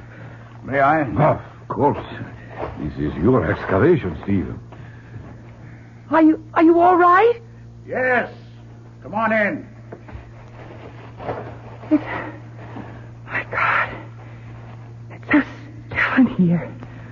Even echoes die after thousands of years. We seem to be in the anteroom. I imagine the main chamber is just through those doors.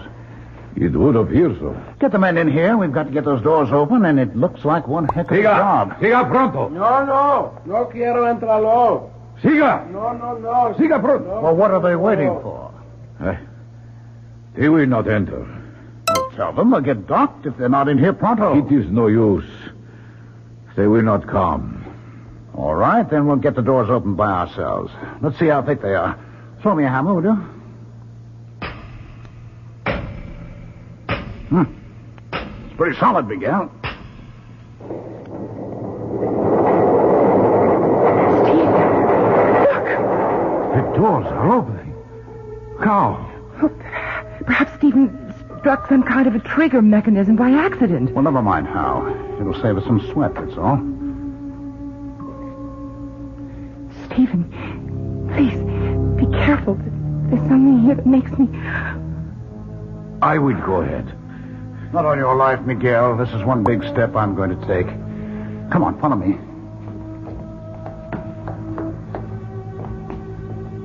Good Lord. It's an enormous chamber. It's like a giant cathedral. Bring the lamps up. That door.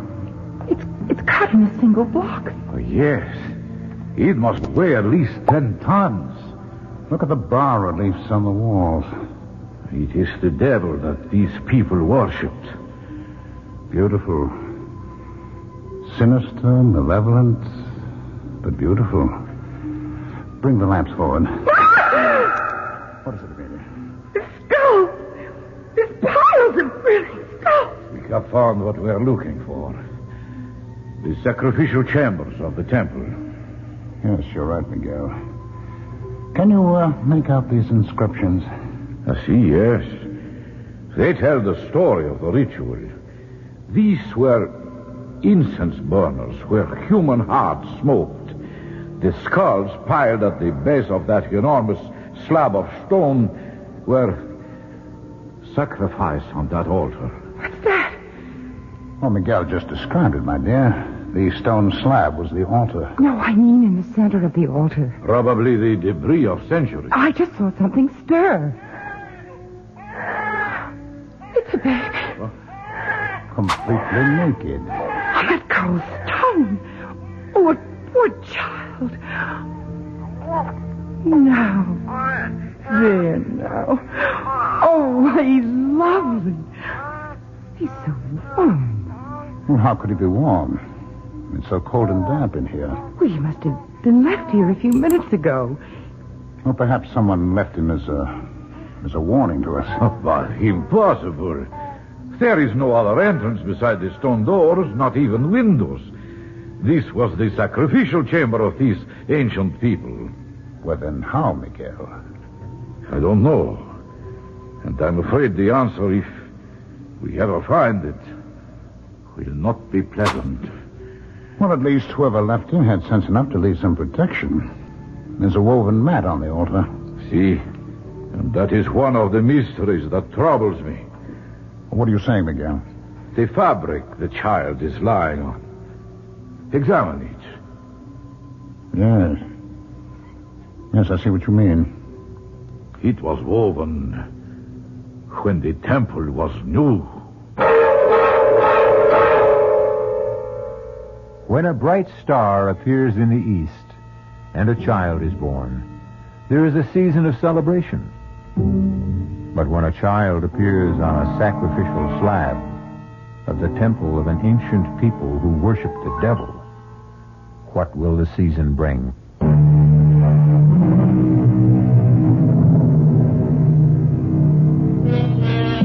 We live by the philosophy that no one is born evil, that only time and circumstance can corrupt the innocence of an infant.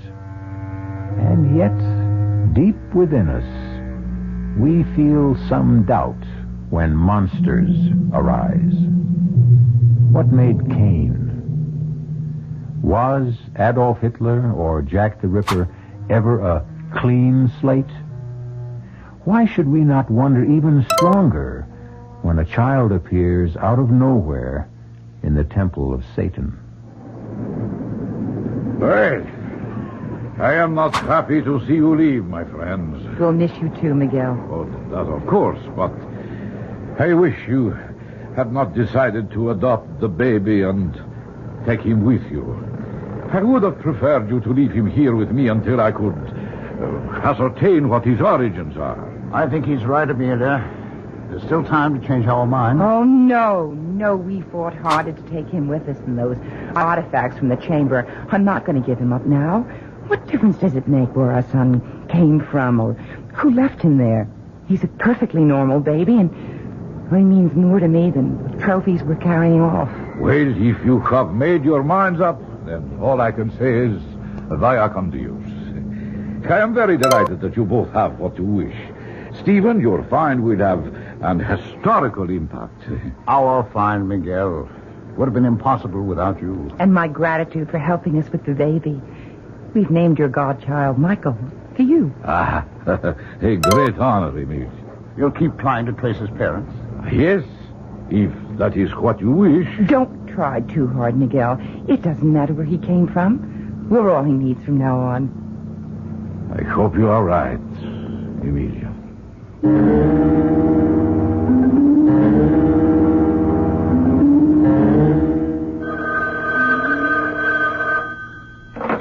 Stamper here. Oh, no. I'm sorry. That will have to wait. And look, another thing, don't set up any more interviews. My wife and I have had it. All right, I'll let you know, right. Don't be so short with Conrad. He's only trying to promote your book. I know he is, Amelia, but we're entitled to some privacy. We've been back home for almost a year now, and I'm sick of interviews and publicity. The people poking around here. Oh, you know you don't mean that. You're positively glowing with success. Yeah. You proved your theory about the pre-Celtic people, the influence they had on earlier civilizations, and, well, just look at the results. Academic honors and, the fantastic sale of your books on the expedition. This year has been good for you, Steve. Well, of course it has, Amelia, but if we hadn't gone on that bloody trip, we'd have some peace at least. We wouldn't have Michael. Well, no, you're right, my dear. Oh, he's quite a handful for a kid his age. Only a year old. He's been walking for months. And he's such a good-looking child. He's so well-behaved. Oh, too well-behaved. You know, it's scary. He hardly makes any sounds at all. Oh, count your blessings. Our neighbors envy us so. They want to know how I discipline Michael. He's such an angel. Doesn't need any discipline. Well, maybe he doesn't, but I do. I've got to finish my notes for the lecture tour. Are you sure you won't come with me, Amelia? Well, who'd look after Michael? Well, Karen. She's perfectly capable. Oh, nonsense. I mean, you'll be gone a month. He needs me. So do I. Oh, don't tell me you're jealous. Oh, no. But I am disturbed. You've got to give a little, and don't try to smother him. It's no good for either of you.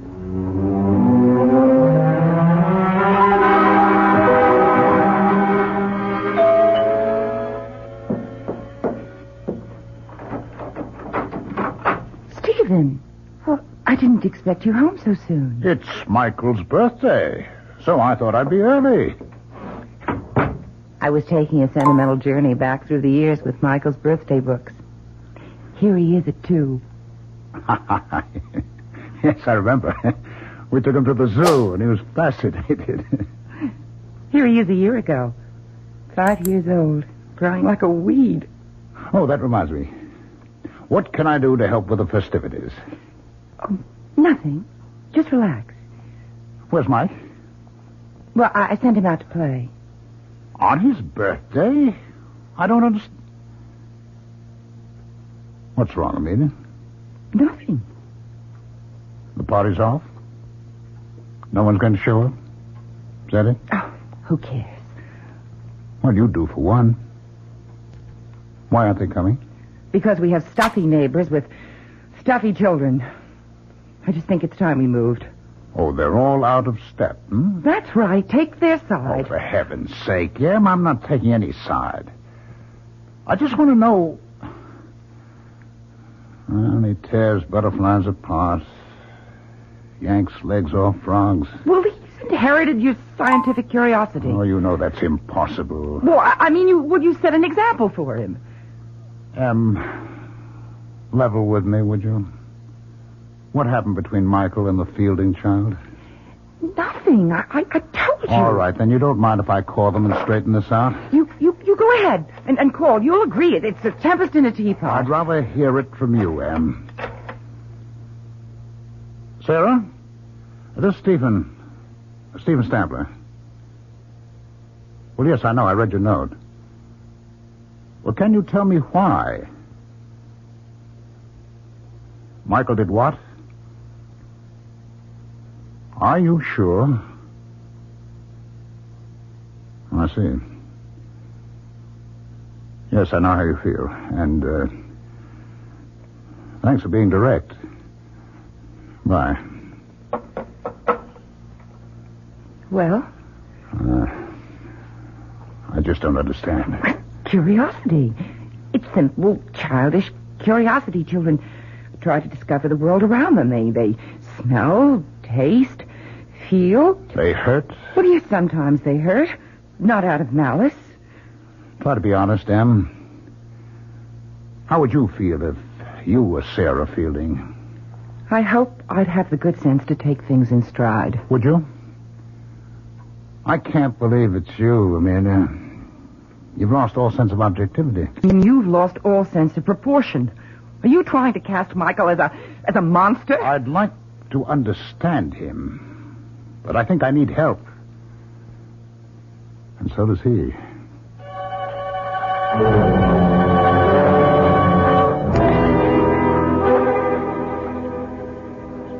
Miller? Oh, there you are. How are the silver bells? Fine.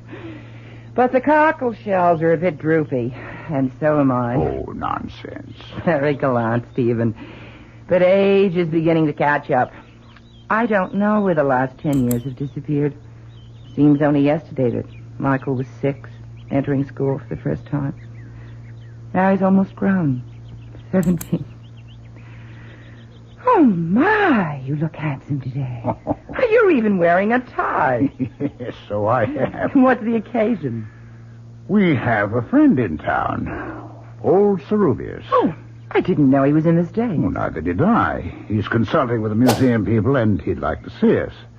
I asked him out to lunch. Ah, that was thoughtful. Now, there's no need to fuss, Amelia. Of course not. I'll get the soil off my hands and throw something together if Miguel doesn't mind. I certainly don't. Well, thank you, Em. Is there anything I can get from town for you? No, just hurry back. Ceruvius is dying to see Mike. What time is Mike due here? Oh, dear, I forgot to tell you.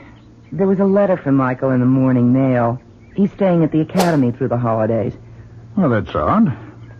Did you say why? Well, he wants to catch up with some school work, and there's an experiment going in the lab. He just can't leave. Well, that's too bad. Miguel was looking forward to a visit with Mike. He made quite a point of it.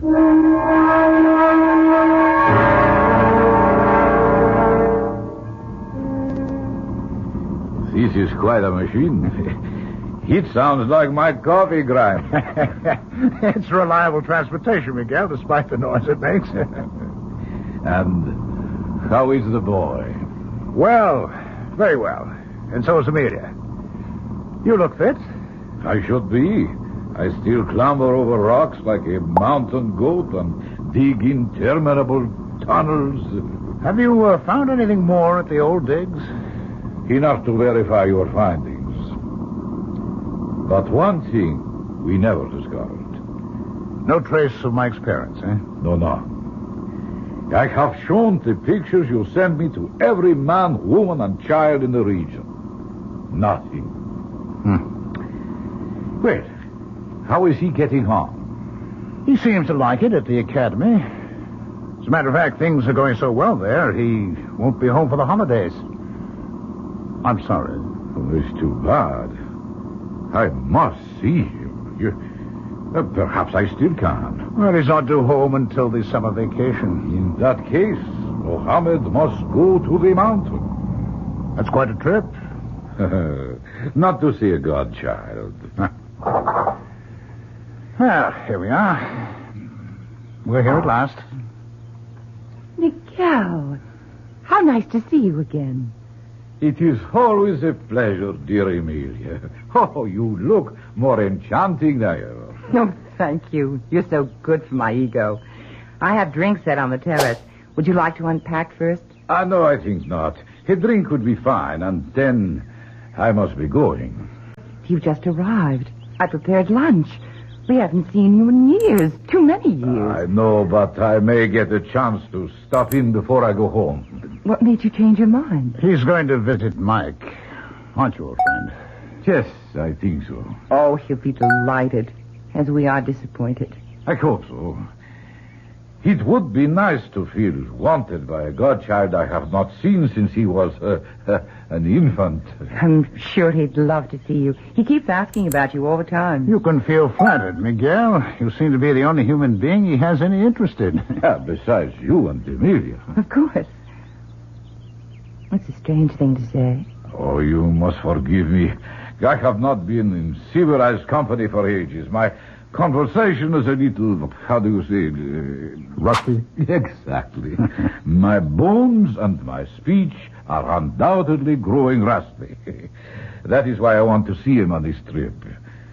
I may never have the opportunity again.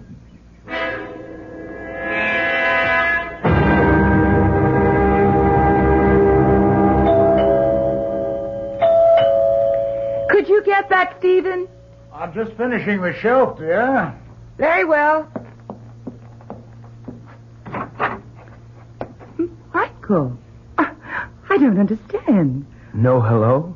Should I go out and start over again? Quit not silly. Hello, darling. That's more like it. Stephen, it's Michael. Mike! I know. Mother had the same reaction. I just got through sooner than I thought I would, so I rushed home. Put your bags in your room, and I'll fix something to eat. You look well, Dad. Why shouldn't I? Leisure is good for the thinking classes. Oh, you look a bit drawn. Are they pushing you? No, I'm pushing myself. There's so much to do. What's new? Your godfather paid us a visit. He wanted to see you. Well, here I am. Well, you had to leave. Obviously, he didn't get to see you at the academy. No, I didn't even know he planned to make the trip. Oh, that's odd. He said he would go to the academy directly. We must have crossed paths. Oh, excuse me, Mike. Hello. Yes, this is Dr. Stephen Stamler. Would you mind reading it? What? Would you read that again, please? Oh, my God. What is it, dear? It's a wire from the academy. They found Cerubius. Found him? Yes. Miguel is dead.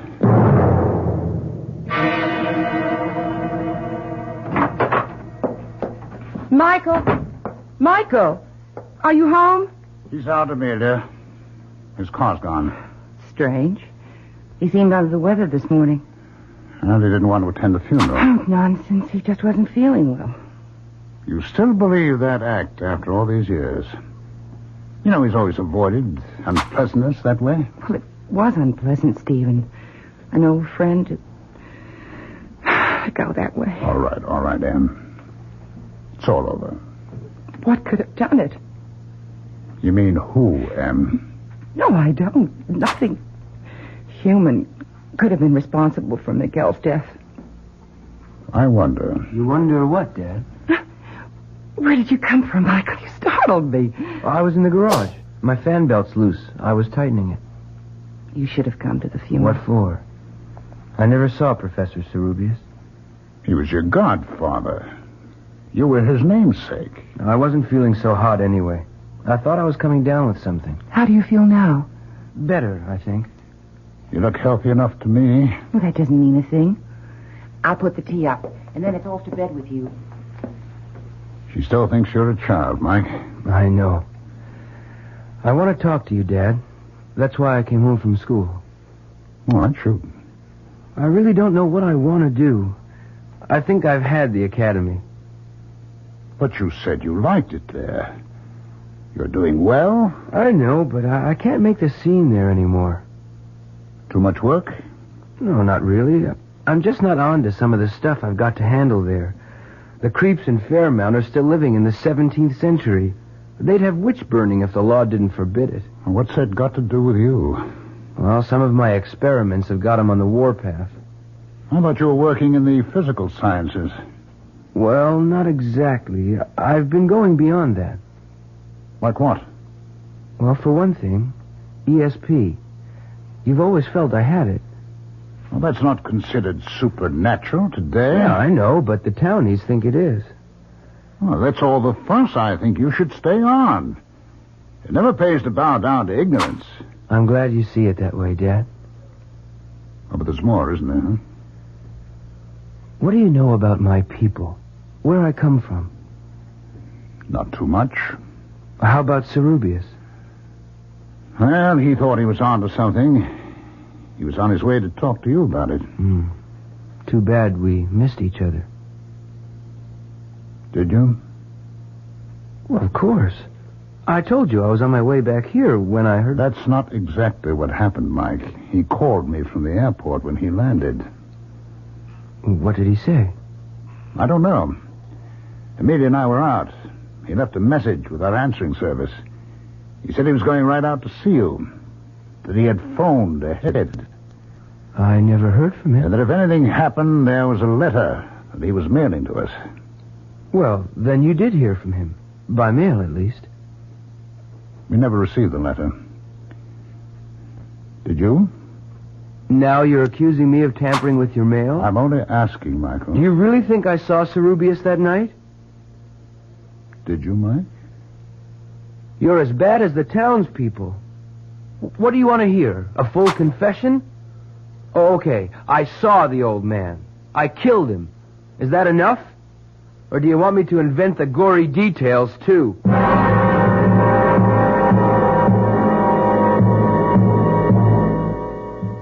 Fear can be a force for good or evil. It can keep us from harm, or it can be a malignancy that feeds on darkness and ignorance. Is Mike a victim of rumor and coincidence, or is he truly evil?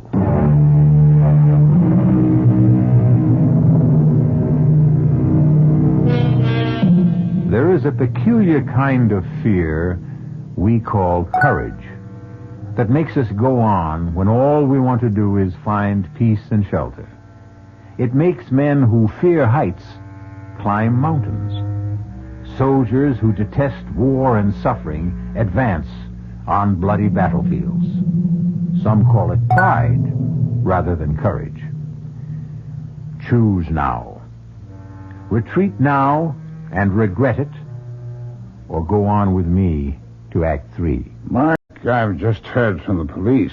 They're still running down leads on the murder of Cerubius, but they admit it seems hopeless. Too bad. Did you ever get the letter he said he mailed you? No, I don't know what could happen. Neither do I. How are you doing in the workshop? I don't know. Thank God frogs are such fast breeders. I killed them off so fast. No results? Only with our neighbors. They seem to connect my frogs with everything bad that's happening. The Gilmore child comes down with meningitis, my frogs are responsible. The drought and the unusual heat, the salmonella outbreak, all part of my wicked machinations. How would you like to come out of retirement, both of you? What do you mean? I'd like to go back to the place you found me, to see if I can trace my origins. Maybe I'll find myself then. Well, I don't know, Mike. I just hadn't thought about it. Well, then don't. Let's just do it. Oh, what on earth? It's a gift from our loving neighbors. It's a brick. There's a note attached to it. Let me see that, Mike. This is your last warning. Leave, or we will send you back to the hell where you belong. They're not all clods after all. Someone has imagination and a gift of expression. This is no laughing matter, Mike. I'm going to find out who's responsible for this outrage.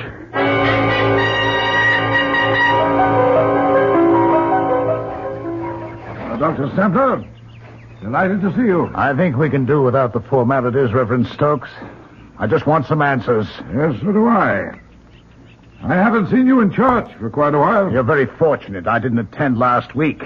I don't think you'd care for my reaction to your sermon. Oh, then you don't believe in the presence of Satan? No, I don't. All I know is what that kind of talk leads to. Oh, the brick, you mean. I'm sorry about that. Well, yes, you should be. You've got these farmers half insane with your superstitious prattle. Some say that about religion. I wonder why. All right, let's not get sidetracked, Reverend Stokes. I don't want a theological debate. I want you to tell your congregation the truth. And what is that, Dr. Stempler? That my son Mike raises frogs for his lab experiments. Shall I tell them to believe in coincidence? What coincidence? That a peaceful town is ripped apart every time your son returns. That cattle die for no reason at all. That we are suffering epidemics and the worst drought in our history. All because of coincidence? Yes, you tell them that. This is the 20th century. What else could it be? Ask your son, Dr. Stempler. Ask him if he's just doing lab experiments. I told you, Dad, I'm going back where you found me, with or without you. Mike, that is foolish. Ceruleus excavated for years but found nothing. What makes you think you can? Because I was born to it and Ceruleus was not. He was contaminated by Spanish blood. My lines are pure. I need to find my way to another world. Will you come with me? You're not serious, Mike. I've got to go, Mother. I thought you'd understand. Well, I do. I just want you to think things through a little longer. Go back to school. Just finish this semester, and then we'll all go back. I promise you. That makes sense, Mike. It's only a few months. What do you say? Okay, but I won't let you stall me past then. I think my word is good enough. It is, Dad. Then, that's settled. Now, why don't you take Dad out for a walk? This room needs cleaning and airing. Are you implying? Not at all. I'm stating it quite clearly. Either I clean this place now, or I'll send in some goats to keep you company tonight. Now, shoot. Okay, I'll go. How about the keys to the car? Well, I thought we were going for a walk. Take a rain check. I'd like to drive into the city. I'll be my guest. Here. Just drive carefully. Don't worry. I'll be back for dinner. Can I give you a hand, Amelia? I don't think so, Stephen. My, this place is dusty. I'll empty the trash basket for you. Just dump things into the plastic bag. Don't you feed Mike, Amelia? Of course I do. Look at all these hamburger wrappings. Well, I think he feeds his frogs with them. Oh, no. What's wrong, Stephen? You're as white as a sheet. Yeah. This piece of paper. Well, what is it? It's part of an envelope, Amelia. The one that contained the letter Ceruleus wrote to us. Oh, my God. But why didn't Mike... Destroy the letter? That's what I'm wondering, too. And I don't like the answer I get.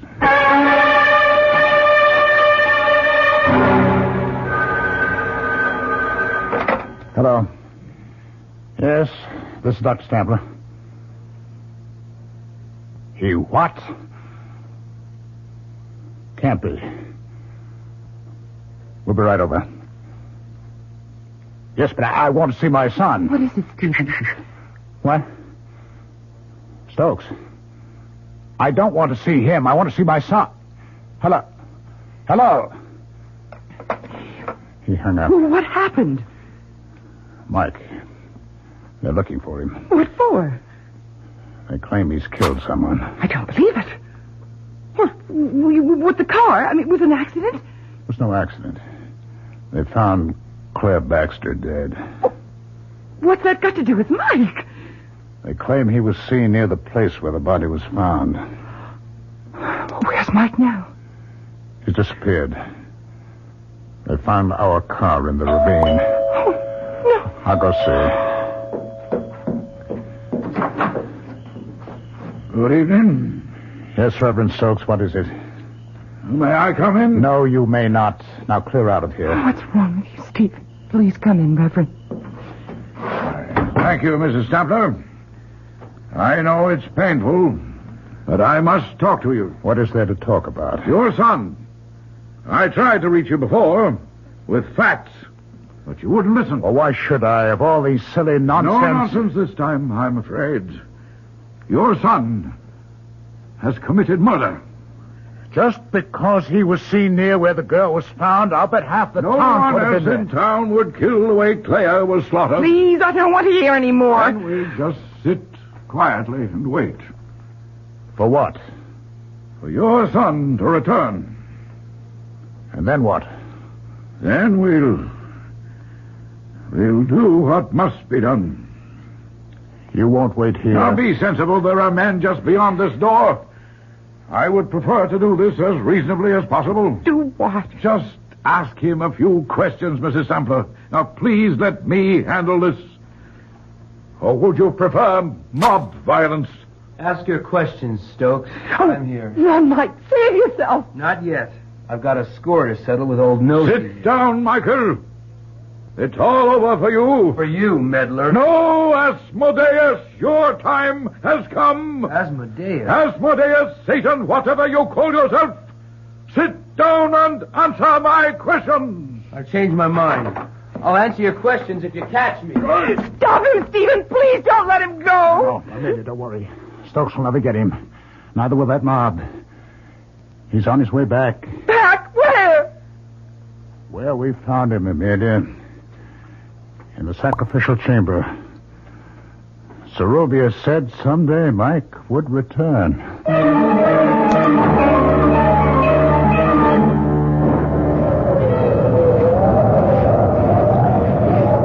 Just a while longer, Amelia. I'm all right, Stephen. Do you think we'll find him? He wanted so badly to find his way back, he must be here. I'm glad he got away from them all. I'm not so sure about that. I pieced together Zerubius' letter from the scraps in the wastebasket. It explains a great deal. Michael was not just an ordinary Indian child abandoned by his parents.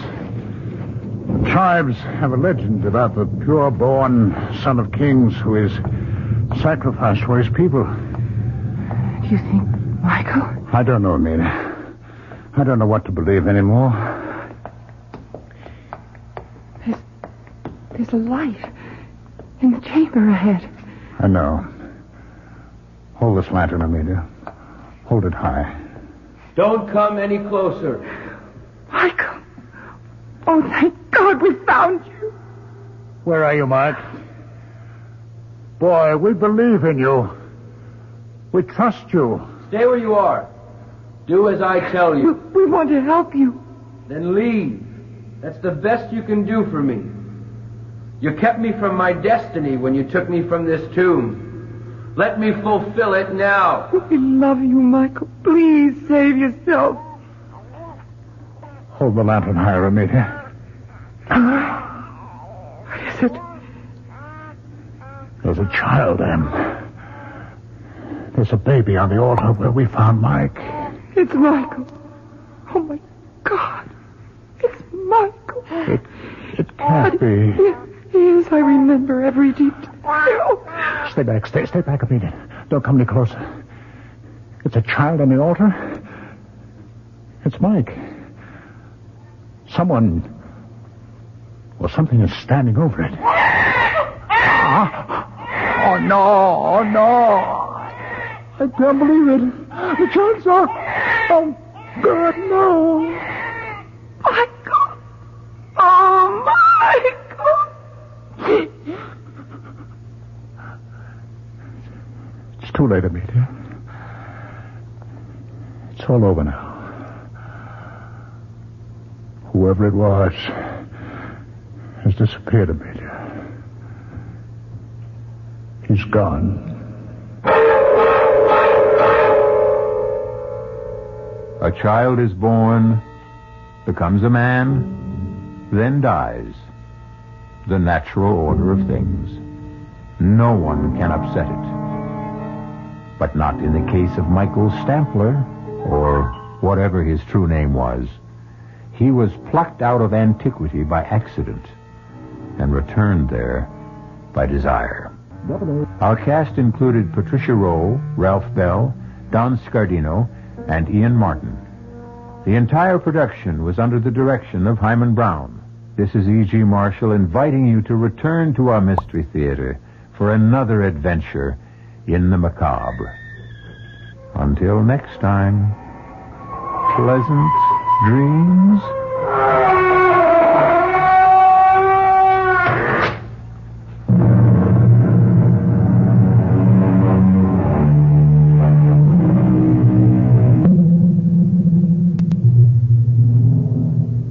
The preceding Mystery Theater program was furnished by the CBS Radio Network. Your dial is set for 15 minutes of late news with John Scott reporting. This is WOR New York, an RKO General Station, your station for news as it happens.